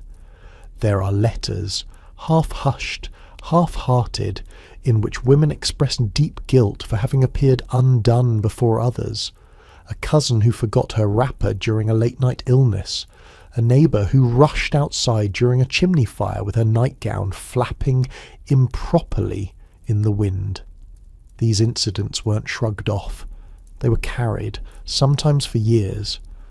Because for Victorians, especially women, modesty wasn't just a matter of dignity. It was your reputation woven in thread. You feel it now, in the way your wrapper tightens when you roll to your side, in the quiet discipline of lying flat until dawn, in the fact that every inch of you, from collarbone to ankle, is sheathed in a nightgown meant to leave nothing of you behind. And yet, in all that covering, you feel something else. Invisibility. No one sees the body beneath the linen. No one imagines its movements, its shape, its restlessness. You are orderly. You are composed. You're the very picture of restraint. But underneath that flannel, your lungs still rise. And somewhere in that stillness, something quietly longs to breathe. But now let's leave the bedroom of the pious and the proper. Let's open a creaking door just down the lane, past the gaslight flickering in the fog, and step into a chamber lined with books, brandy decanters, and a velvet settee that has never once seen a pair of tidy slippers. Because here, in the shadowed corners of Victorian society, lives a man of a different sort altogether. A dandy, a bachelor, a collector of silks, scents, and long, slow evenings. And his nightwear? Oh, it tells an entirely different story. You've heard rumours, everyone has, of the gentleman who owns 5 dressing gowns, one for each mood, of another who wears lavender cravat ties to bed to ensure softness of thought, of men who sleep in imported Chinese robes, quilted slippers, monogram nightshirts with cuffs so wide they must be tied to avoid knocking over the lamp, and you always thought, surely not. Until one day, visiting a cousin in the West End, you saw it with your own eyes. A room faintly lit, rug plush beneath your shoes, and there by the fire, a man in a nightrobe that shimmered like oil. Deep green silk piped in black, with a belt knotted artfully at the hip. No flannel, no starch, no shame. The scent of Turkish tobacco hung in the air. He offered you tea in a silver cup. This wasn't just bedtime attire, it was theatre. And for some Victorian men, especially the urbane, unmarried or gently scandalous nightwear became a performance of self. A way to claim the dark hours as one's own. When day demanded collars and rules, night allowed velvet and excess. Where others stiffened into cotton armour, these men unfurled like drapery. Even the writers joined in.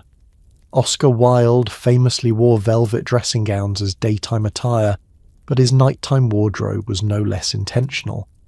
Letters mention crimson robes, peacock blue slippers, and a shirt so fine it offends the night. He wasn't alone.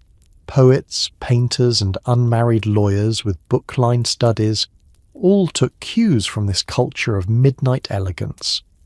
And there were shops for it. Discreet tailors along Piccadilly and Bond Street sold evening comforts made of imported satin and jacquard weave, Some catalogues featured illustrations of men reclining on chaises in gold-embroidered robes, cradling pipes, eyes half closed. The message was clear. To sleep like this is to live differently. Of course, not everyone approved. The magazine sniffed. Ministers warned. One pamphlet from 1885 called the trend a corruption of masculine integrity, a slouching towards softness. Another claimed that such robes weakened the moral spine. And yet, the market thrived. Because these robes weren't just about sleep. They were about independence. You imagine it now, the gentle swish of silk as he walks across the rug, the way the lamplight catches his cuff, the slippers that never leave the floor, and the pipe that never quite goes out. It's indulgent, yes, but it's also controlled, precise. Just another form of discipline, draped instead of buttoned. And as you sit in your own flannel wrap, suddenly aware of your stiff collar and scratchy seams, you begin to wonder, what would it be like to dress for the night as if it belonged to you?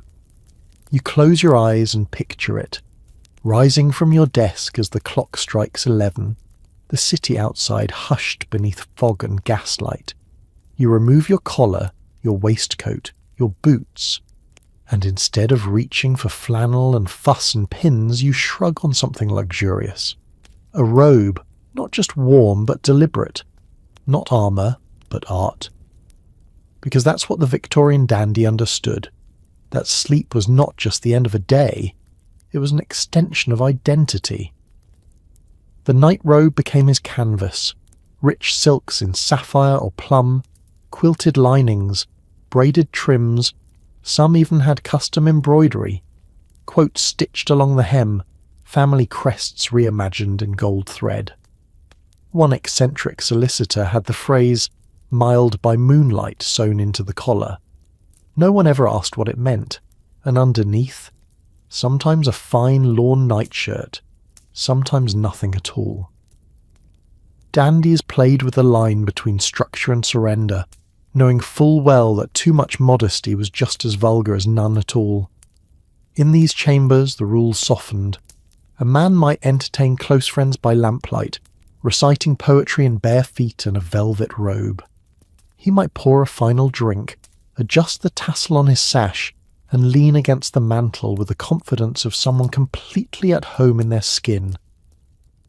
But not everything was play. This nightwear, ornate, expressive, a touch scandalous, was often the only place a man could be himself.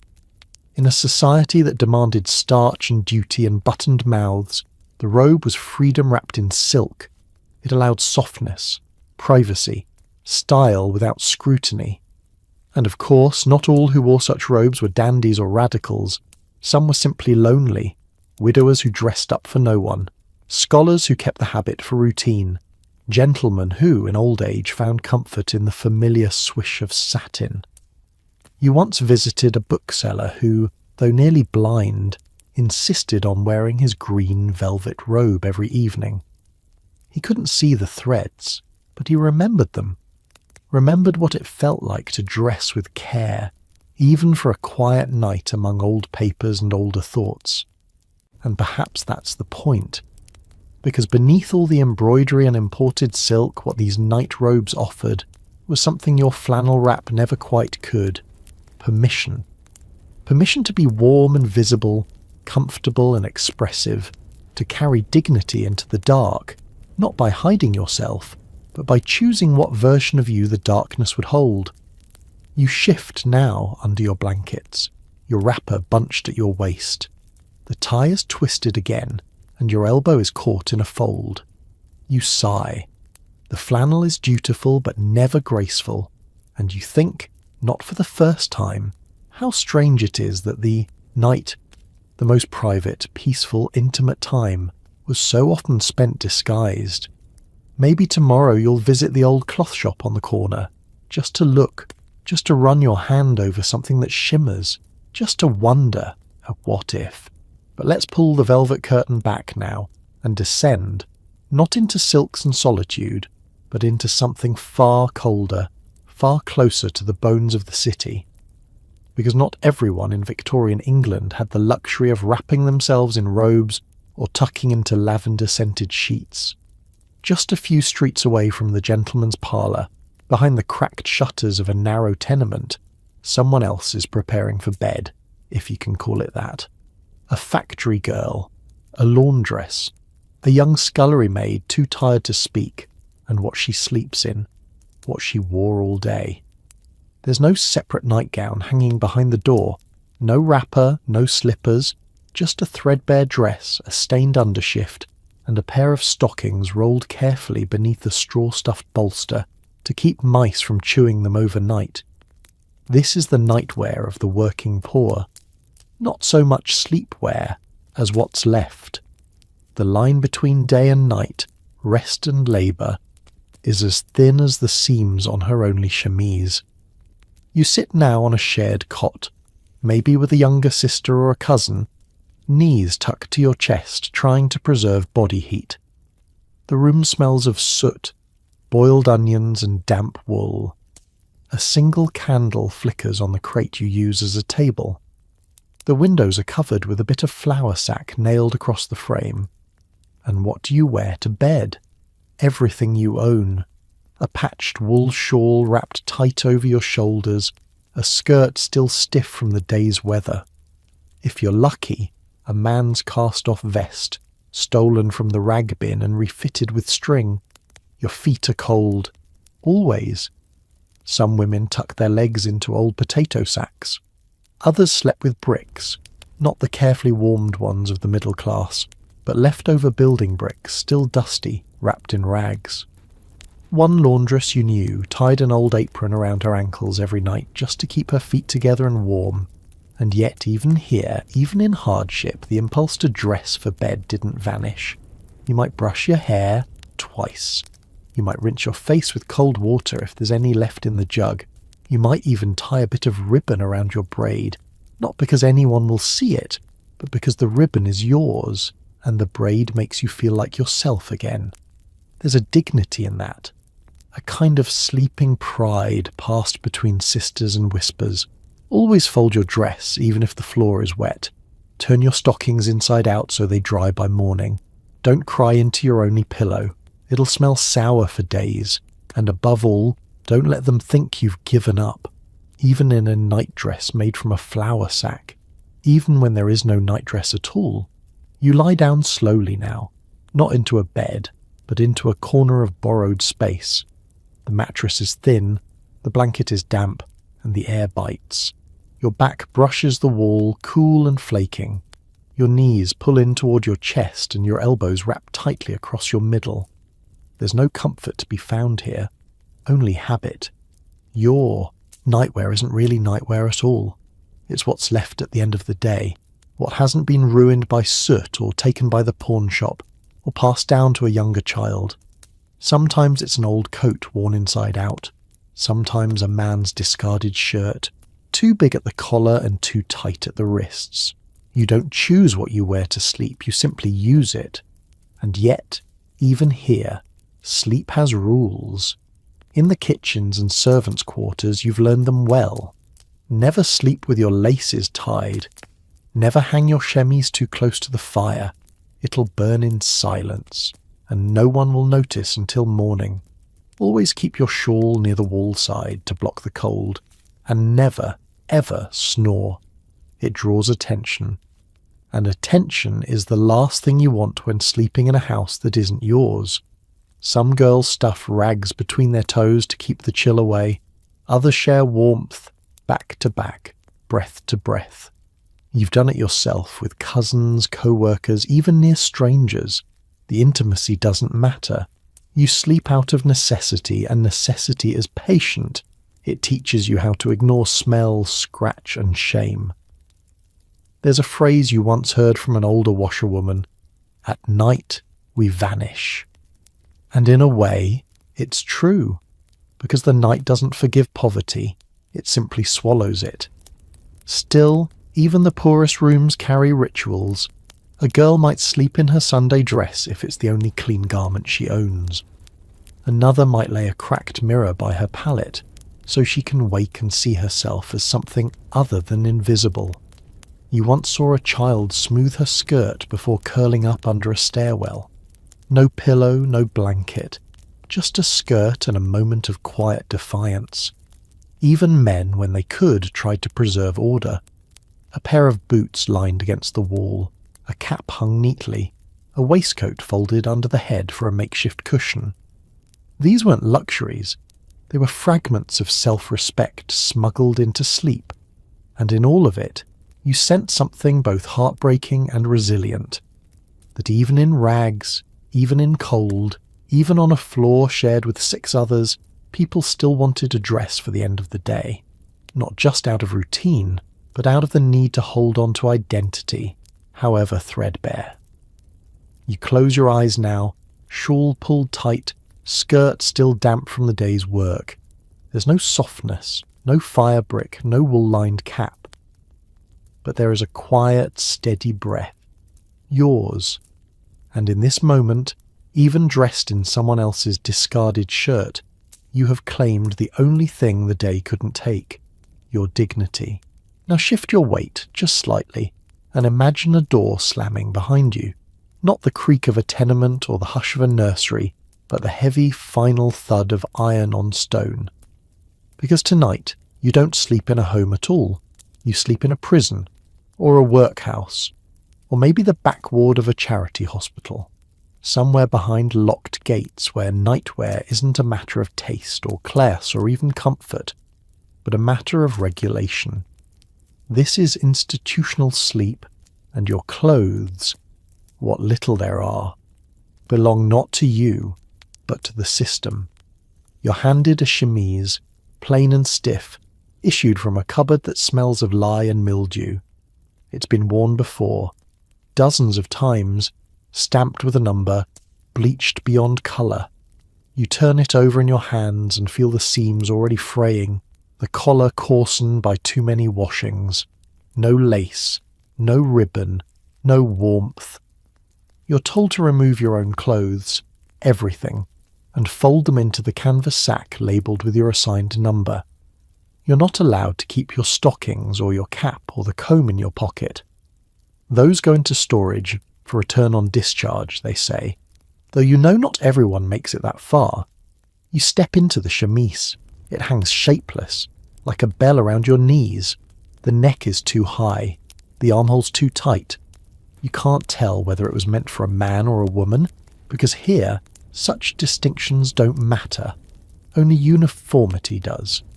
In the prison dormitories, everyone sleeps in rows of iron beds, each with the same grey blanket, the same straw mattress, the same rusted frame. You lie down, your hands folded on your chest because that's what's expected. No turning, no whispering, no coughing unless you want the matron's glare. And in the workhouses it's worse. There's no privacy, no fire, no possessions. You sleep not to rest, but to reset, ready to wake at dawn and scrub floors, sew shirts, crack stones. Nightwear here isn't meant to comfort, it's meant to erase. Even the language strips you. You're not you. You're inmate Nagfortjevn, or worker third class. Your gown doesn't protect your modesty. It declares your status, a single layer of thin cotton, easily inspected, impossible to hide in. Hospitals offer slightly more mercy. There you might get a wool blanket, a thicker chemise, maybe even slippers if your feet are bandaged. But even in charity wards, clothing must be uniform, washable, impersonal. Each garment is designed to reduce the patient to the illness, not the individual. There's a quiet pain in that. Because no matter what brought you here, a crime, a cough, a collapse, you must surrender not only your name, but your nightwear. That deeply personal layer, that strange comfort, that last claim to identity, replaced with a grey, unmarked smock. And so, as you lie back now beneath a blanket that smells faintly of carbolic and cold metal, you close your eyes knowing that you are no longer dressed for sleep. You're dressed to disappear. The night stretches out long in the workhouse. There are no clocks in the sleeping quarters, just the muffled steps of the warden on the tiles and the sharp call of bells if someone dares cough too loudly or shift too often. Sleep comes not as a gift, but as a sentence. Your limbs ache, not just from the hard cot beneath you, but from the awareness of being watched. The matron walks past each bed, her shoes clicking rhythmically like a metronome for obedience. You dare not move. Even in sleepwear, if you can call this limp smock wear, your posture must obey. This is nightwear designed for surveillance, loose enough to inspect injuries, short enough to prevent hiding things. No belts, no pockets. The kind of garment that folds flat so hundreds can be laundered at once. It serves the institution, not the sleeper. And still, the human mind resists. You see it sometimes in the small rebellions, a prisoner tying a scrap of string around her wrist like a bracelet, or someone sleeping with their blanket pulled in a way that mimics a mother's shawl. In hospital wards, dying women might request their own nightgown brought from home. A final mercy, if their family can afford to fetch it. A nurse might allow a patient to keep a handkerchief under the pillow, unwashed, faintly perfumed. Tiny things, but monumental, because even in these harshest of nights, people try to dress themselves with fragments of selfhood, to make the cold linen a little warmer by memory alone. You think now of one story whispered among the laundry girls, a woman in a debtor's prison who embroidered her number into her issued nightgown, but in pink thread, stolen from a mending basket. Just one letter. Just one flourish. But it was hers. Of course she was punished. The gown was burned. But the other girls remembered. They remembered because nightwear is never truly neutral. Even when assigned, even when stripped of style, it carries the scent of the one who wears it. The fear, the hope, the longing. And though the systems tried to standardize sleep, they never quite succeeded. You hear the woman in the bed beside you murmur a prayer. One across the aisle clutches a lump of cloth like a doll. The blankets rustle. Someone shifts and sighs. The night continues, heavy and impersonal. But under every smock, a heart still beats. Every breath warms the fabric just enough to claim it, even here, even now. In the darkest halls beneath numbered sheets, people are still people. You're not in a prison tonight. You're not in a mansion either. You're somewhere in between, on the move, tucked in a jolting carriage or curled near the hearth of a coaching inn, wrapped in a coat that still smells faintly of horses and fog. Because tonight's sleep isn't domestic at all. It's travelwear turned nightwear, and it has its own strange rules. You arrive late, after dusk. The road has been long, the coach stiff, and your spine feels like it's been rattled by every stone between Bath and Canterbury. Your bonnet tilts at a strange angle. Your gloves are stiff with dust. But what you notice most is how the others begin to prepare for bed without undressing. In the common room of a posting inn, the fire glows low and travellers shuffle awkwardly, unwrapping scarves, loosening collars, but never quite revealing anything beneath. That's the first rule of sleeping on the road in Victorian England. Modesty must survive fatigue. You slip off your overcoat, fold it into a cushion and keep your boots on, just unlaced. You dare not remove too much. You never know if you'll need to flee in the night or if a stranger might pass through your corner. In second-class inns the walls are thin and the locks are laughable. Instead of a nightgown you wear what you travelled in. A riding habit, perhaps. Thick wool, buttoned high. A skirt that holds its shape even while lying down. It itches, but it guards. And tonight, guarding is more important than sleeping. For the wealthier sort, a travelling wrapper might be unfurled. A long quilted robe meant for modesty during late arrivals. Some even had hidden pockets sewn into the lining, for coins or a pistol. It's not lace-trimmed or delicate like a nightdress. It's more like armour with embroidery. And for gentlemen, there's the infamous travelling banyan, a loose Eastern-style robe, fashionable among poets and professors. Worn over trousers and a shirt, it could serve as loungewear, sleepwear and smoking jacket in one. You might have seen one draped over the knees of a man scribbling by candlelight, the silk worn thin at the elbows. But not everyone had robes or banyans. Some simply wrapped themselves in blankets, coat still buttoned, hat pulled low, on the floor, on a bench, or on straw, whichever was free. And that's the curious part. When the road became your bedroom, clothes weren't just clothes, they were barriers. Between your body and the cold, between yourself and others, between safety and exposure. The fire crackles. A man snores upright in the corner. A child curls beneath a horse blanket. Someone nearby shifts with a sigh, then coughs into their shawl. No one truly sleeps, not deeply. But in this moment, swaddled in the stiffness of your own travel-stained garments, you pretend. You pretend this coat is a comforter, that your gloves are mittens, that the fire's glow means safety. And for a few breaths, it almost works. You don't wake up in a bed. You wake up half upright, neck aching, your cheek pressed to the cold window pane of a creaking coach. The morning fog hasn't lifted, and neither has the ache in your spine. Your cloak is damp where it gathered under you. One glove is missing, and the heel of your boot is crusted with hay. You shift stiffly, blinking. The innkeeper's boy clatters past with buckets of water, sloshing your reality back into place. You slept in your clothes. Again. This was normal. For many Victorians, particularly the working classes, travel didn't come with the luxury of a private room or wardrobe changes. Most country inns offered shared beds. In some rougher taverns you paid for half a bed. The turn-in system, where you'd climb in beside a stranger and hope they faced the other way. If you were lucky, the bed sheets were warm. If unlucky, they were crawling, with lice, with bedbugs, with the trace scents of a dozen strangers. So many travellers, especially women, refused to undress. Their nightwear was their daywear again, just crumpled and defensive. To make it slightly more tolerable, some carried portable nightwear tucked deep in their travel trunks.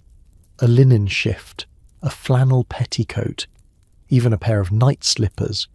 But only if they could afford the space. Every inch mattered when journeying by cart or coach, and nightwear was often sacrificed for extra stockings or food. One curious solution, especially among travelling tradesmen, was the use of sleeping belts, a woolen band wrapped tightly around the lower back or stomach to prevent chills while sleeping upright. Not a proper garment, but a useful trick to keep the body warm without shedding your main clothes. Think of it as a heated waistband, with none of the heat. Then there were the railway sleepers, introduced in the latter half of the century. A miracle for some, a nightmare for others. In the cheaper compartments, passengers dozed on benches curled in cloaks, while wealthier travellers reclined in padded compartments with folding washstands and privacy curtains. Still, even the poshest railway travellers rarely changed into true night clothes. Instead, they relied on their dressing gowns, slippers and travel caps, items just refined enough to imply rest, but not so informal as to suggest complete vulnerability. And if you were part of a travelling troupe, a musician, an actor, a nurse moving between towns, you might end the night sleeping backstage or in the attic of a kind stranger's home. There too, your costume, uniform or overcoat became your blanket. The line between sleepwear and outerwear blurred, until the only real difference was whether your eyes were open. So as you settle back into your stiff travelling layers, maybe resting your head on your satchel, you realise that Victorian travel didn't just bend the rules of sleep, it bent the very definition of what sleepwear was. You weren't dressing for dreams, you were dressing for survival on the road. You wake up with the sea in your ears. Not waves exactly, more like the thick groan of wood, rope, and distant shouting. The air is damp and sharp, salt clings to your sleeves. Somewhere nearby, someone is retching into a bucket. Tonight, you're not in a manor or an inn, you're not even on land. You're sleeping in the belly of a Victorian ship, and your nightwear? Well, that depends on who you are. If you're a sailor, there's no nightwear to speak of. You wear what you work in: loose canvas trousers, a sweat-stained undershirt, a tarpaulin coat folded under your head. Maybe, if you're lucky, you've kicked off your boots and wrapped your feet in old flannel. But you don't undress. You wouldn't dare. The call to deck could come any moment, and if you're sleeping in a hammock as most seamen did, you've mastered the art of folding yourself into swaying fabric while fully clothed. The hammock rises with your breath and rocks with the ship. There's a rhythm to it. Sleep in sync with the sea. But it's never deep, and it's never long. You sleep in fragments, like the wind. Officers fare better. A cabin, a cot, perhaps even a dressing gown, monogrammed and perfumed with lavender satchels hung to fight off mildew. But even they dress cautiously. The sea is unforgiving. No one wants to be caught in embroidered slippers during a storm. Women, when they're on board, have it worse. In steerage or emigrant quarters, they sleep fully clothed, corsets loosened but rarely removed. It's cold, it's crowded. Privacy is a myth. So the shawl becomes the nightgown, the bonnet becomes a shield. You sleep curled around your satchel, your name stitched into your apron in case you're lost overboard. But for the wealthiest travellers on transatlantic liners, those bound for New York or Calcutta, nightwear becomes something of a statement again. Silk robes, nightcaps trimmed with lace. Cabin stewards bring hot water, and some women insist on changing into full dressing gowns and embroidered slippers, pretending the ocean isn't heaving beneath them. Still, even in the finest cabins, things fall apart. A storm hits. The wardrobe tumbles, a slipper rolls across the floor, and suddenly the silk robe feels absurd. You brace yourself against the frame of your bed, nightwear clinging damply to your back, and realise the sea doesn't care what you're wearing. You remember a story one sailor told about a cook who always wore the same greasy flannel at night, until a wave knocked him from his hammock. They found him hours later, tangled in rope, one foot bare, the other still in a cracked wooden clog. No one ever saw him sleep in anything else again. On ships, nightwear is a lie of stability. You cling to it. You mimic comfort. But deep down you know, at any moment, the sea might take it all. The ship creaks louder in the dark. You hear it in your bones now, a slow, splintering moan that feels older than time itself. Someone above. You paces the deck in heavy boots. A rope snaps taut with a sudden jerk. The lantern flickers, and below all that noise, the hush of breathing, a dozen other souls trying to sleep beside you in cramped, swaying rows. There is no bedroom here. Just narrow berths and swaying hammocks, or if you're steerage, plank boards laid side by side with barely a foot of space between you and the next poor dreamer. So you wrap your coat tighter, you fold your cap over your eyes, and you hold your breath every time the ship leans too far to the left. Among the migrants, those who sold everything for passage, nightwear was rarely owned, let alone packed. It was extra weight, extra fabric, a non-essential in the brutal arithmetic of crossing an ocean. So people slept in the same clothes they'd worn for weeks. Bodices loosened, collars unbuttoned, layers rewrapped, but never fully removed. And if someone did have a nightgown, it was often homemade, cut from sackcloth or flour bags, dyed faintly with tea to look more modest. Some women embroidered tiny flowers on the hem, just to keep a little softness near their skin. But those touches were quiet rebellions, not norms. The real norm was hard sleep, disrupted, rank with smells of bilge water, engine grease, sour feet, and seasick breath. In winter, your hair might freeze against the wood. In summer, you'd wake drenched and pressed against strangers. And always, always, you clung to your bundle, whatever you owned, sewn into a skirt lining or stashed beneath a petticoat. Even wealth didn't insulate fully. On some upper-class voyages, you'd find yourself invited to deck promenades in evening wear, but then asked to don a specific kind of nightshirt made of flannel to discourage passengers from sleeping too long so they'd stay presentable for breakfast. Yes, your nightwear was policed, even at sea. Some eccentric gentlemen brought fur-lined sleeping cloaks, designed to keep them warm in icy cabins. Others packed collapsible canvas tents to place over their bed like a child's fort, meant to protect against miasmas. On one notorious Arctic expedition, a naval officer insisted on wearing his mother's quilted nightgown each night for moral fortitude. He died in it, preserved in ice. So when you close your eyes now, shivering, your collar sticking to your neck, you're part of a long line of wanderers and fools who tried to make comfort on a floating plank. You pull your scarf tighter and wonder, not what time it is, but what time it'll be when you next feel warmth. Nightwear on a ship is not about dreams, it's about denial, about the stubborn hope that you might make it through this night without waking up wet, cold, or nowhere at all. The sea sighs beneath you. You do not sleep, you drift. You don't hear the door open, but you feel it. A breath of cooler air, a hush of expectation, and the sound of someone quietly drawing the curtains. You blink against the low candlelight. You're not on a ship anymore. You're not in an inn, or a coach, or a workhouse. You're in a hospital, and you're about to discover one of the most unusual kinds of Victorian nightwear ever stitched. Designed not for comfort, not for modesty, not even for sleep, but for control.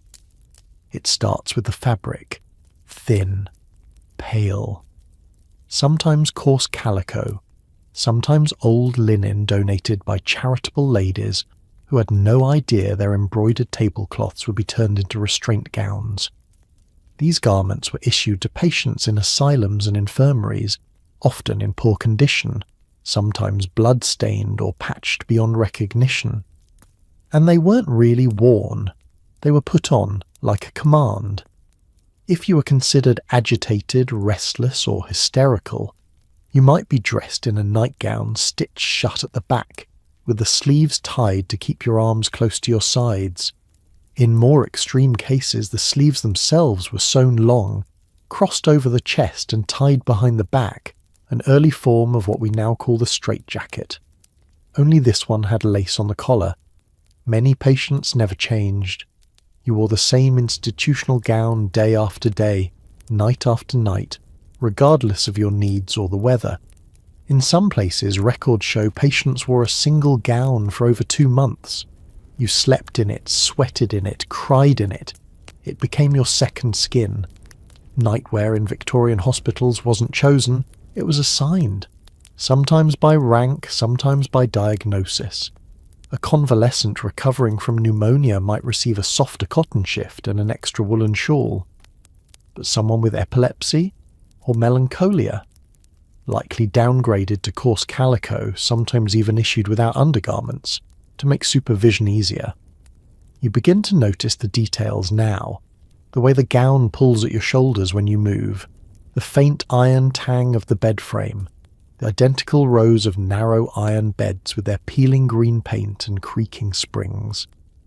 The nurse who walks past carries no lamp, only a tin basin and a weary expression. Not all hospital nightwear was cruel. In some charitable hospitals, especially toward the end of the century, reformers insisted on embroidered initials, monogrammed bed linens and matching slippers, believing that decency and recovery went hand in hand. But for the poor, or the mentally ill, nightclothes were more about control than comfort. And heaven help you if you lost your gown.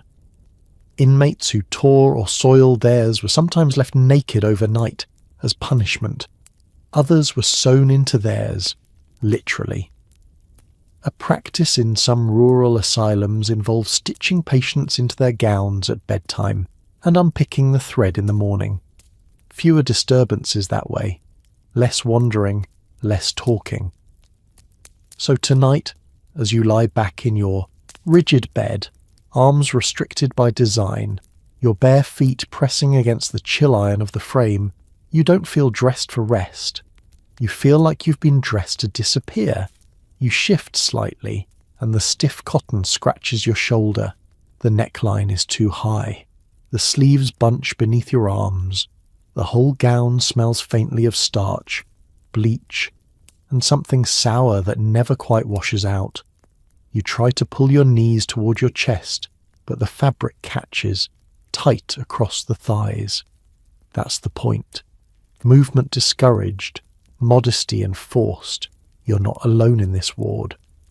Around you, other patients breathe in unison, though none of them speak. Their faces are turned to the wall. Some stare at the ceiling. One woman whispers to herself, rocking gently, her hospital gown worn threadbare at the elbows. You've noticed the gowns aren't all the same. Some are hand-stitched, uneven. Others bear small symbols, crossed keys, initials, a stitched daisy, signs left by older generations of nurses or by the patients themselves when they were still allowed needle and thread. One man wears a version with a wide collar and a loop sewn onto the back. The loop, you've heard, was sometimes used to hang patients' gowns on hooks during bathing, or worse, to drag them when they refused to walk. And then there are the bed gowns of the dying, thinner, looser, easier to remove.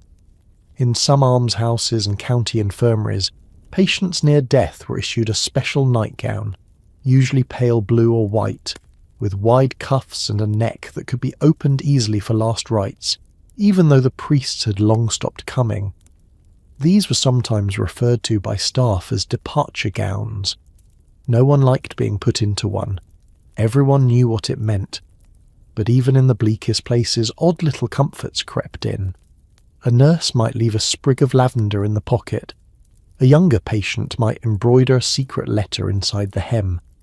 In one London asylum, a reform-minded matron insisted on letting patients choose their own nightgown from a linen cupboard, saying it gave them a sense of personhood, however fleeting. Of course, that didn't last. Budgets shrank. Rules returned. And the gowns went back to being what they were always meant to be, a uniform, a barrier, a way of separating those who belonged from those who didn't. You turn your head on the thin pillow and stare at the ceiling. There's a spiderweb in the corner. Someone coughs. You feel the cold metal frame beneath your spine. You wonder what time it is. Not in hours, but in days. How long have you been here? When was the last time you wore your own clothes? And then you remember the story they told about the patient who stitched a full map of the Yorkshire coast inside her hospital gown. 1 square inch of embroidery at a time. No one noticed until they cut it off her before burial. She never left the hospital, but her gown held the outline of the sea. You close your eyes. The fabric stiffens as it dries against your skin. There is no comfort here. Only the distant memory of what comfort used to be, and somehow that's enough to help you drift. You wake up in silence, not from the noise of a bell or a nurse's steps or a cock crowing through an open window, but from a different kind of stillness, the kind that only happens inside a Victorian deathbed, and not just any bed. You've been placed in a mourning chamber, though no one calls it that aloud. The wallpaper is darker here, burgundy velvet or funereal green, depending on the household's taste. Heavy curtains block the morning light. The air is thick with beeswax polish, old roses and camphor. The bedclothes are pristine, the sheets are crisp, and what you're wearing, well, that's the part you weren't expecting. You're in what some Victorians called a last sleep gown. The material is fine, better than you're used to. Bleached muslin or brushed cotton with pearl buttons and delicate pin tucks across the chest. It's long, nearly to your ankles, with wide sleeves that billow slightly when you move your arms. There's lace at the cuffs, maybe a small stitched cross at the collar, if your family still follows the old traditions. But don't be fooled. This isn't about elegance, it's about symbolism. Victorian mourning culture had rules for the living, yes. Black crepe dresses, jet jewellery and etiquette manuals thicker than Bibles. But there were also rules for the dead.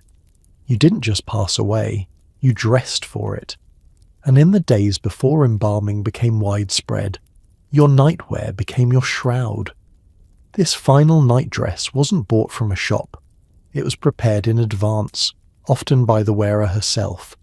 A girl might sew it at 17 and keep it folded in lavender until her 60s. Some women hemmed them into the back of linen closets, tucked behind bridal gowns or baby clothes. Others embroidered initials into the hem, or lines of psalm, or a tiny dove with outstretched wings. There's a strange intimacy in it, choosing what you'll wear to leave the world.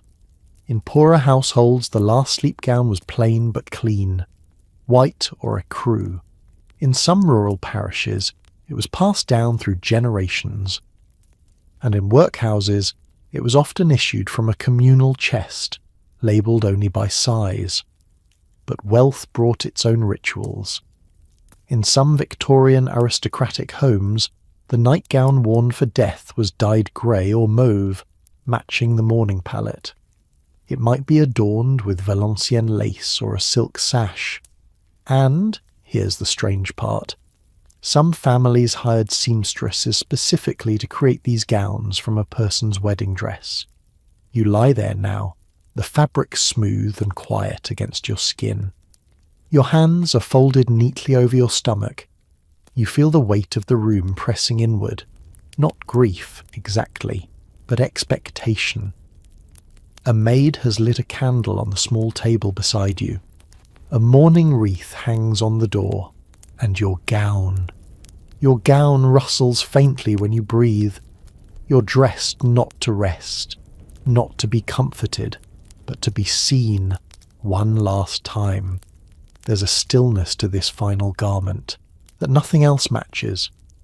Unlike the flannel nightshirts of cold December nights, or the hospital gowns that chafed your shoulders raw, this nightdress feels suspended in time, not made for tossing or sweating or waking, only for lying still. Someone, somewhere, has tied a ribbon at your throat. Not tight, just enough to suggest closure, dignity, as if the body were a book that needed binding for its final chapter. You feel the linen shroud beneath your shoulders, its faint starch rustling against the clean mattress ticking. The sheets have been turned with care, with corners tucked neat enough to please any Victorian housekeeper. The air smells of soap, beeswax, and the faint sharpness of vinegar used to scrub the floorboards. Downstairs the house has gone quiet. Clocks have been muffled with cloth, mirrors veiled. A strip of black crepe has been hung on the door. These aren't theatrical gestures, they're customs. For the Victorians, death was a dress rehearsal and a performance all at once, and nightwear played a central role. There were rules about the feet, bare for children, socks for the elderly, slippers for the genteel. In some regions, women were laid out with a prayer book sewn into the hem of their nightgown. Others wore a cross pinned inside, close to the skin, so that only the departed and God would know. It wasn't always quiet. If you'd passed away in a city tenement, you might be swaddled in whatever was clean, a borrowed shift, a neighbour's extra apron. In fever hospitals, gowns were burned and replaced by hastily cut lengths of calico. But in homes like this, a proper last gown was a point of pride, a sign that you had, as the Victorians would say, died a good death.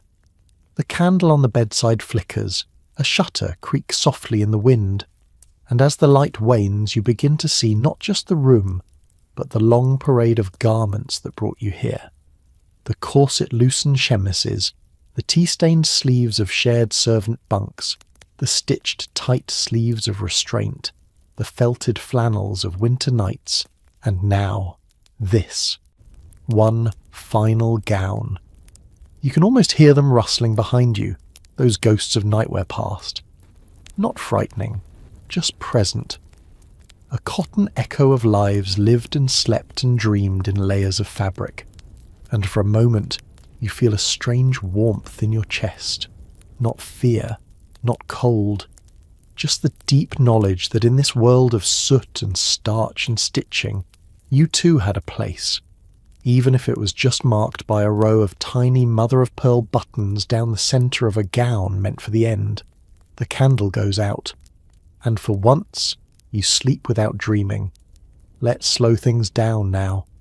You've drifted through dim hallways, flickering candles, scratchy flannel hems, and silken sleeves drawn for ceremonies no one speaks of anymore.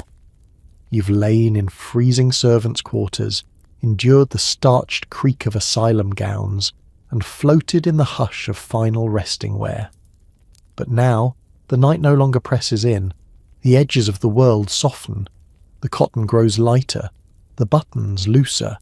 The silence that once carried weight now carries warmth.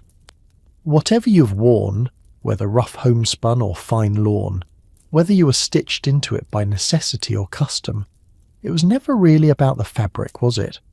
It was about the stories folded into the seams, the quiet rebellions embroidered into hems, the comfort hidden in the creases, and as your breath grows slower, you can almost feel the gentlest version of it all.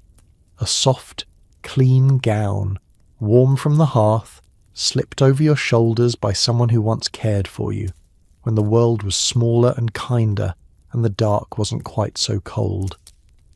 The wind outside may whistle and distant footsteps may creak, but here, in this moment, you are held. There is nothing left to wear, nothing left to carry, only sleep,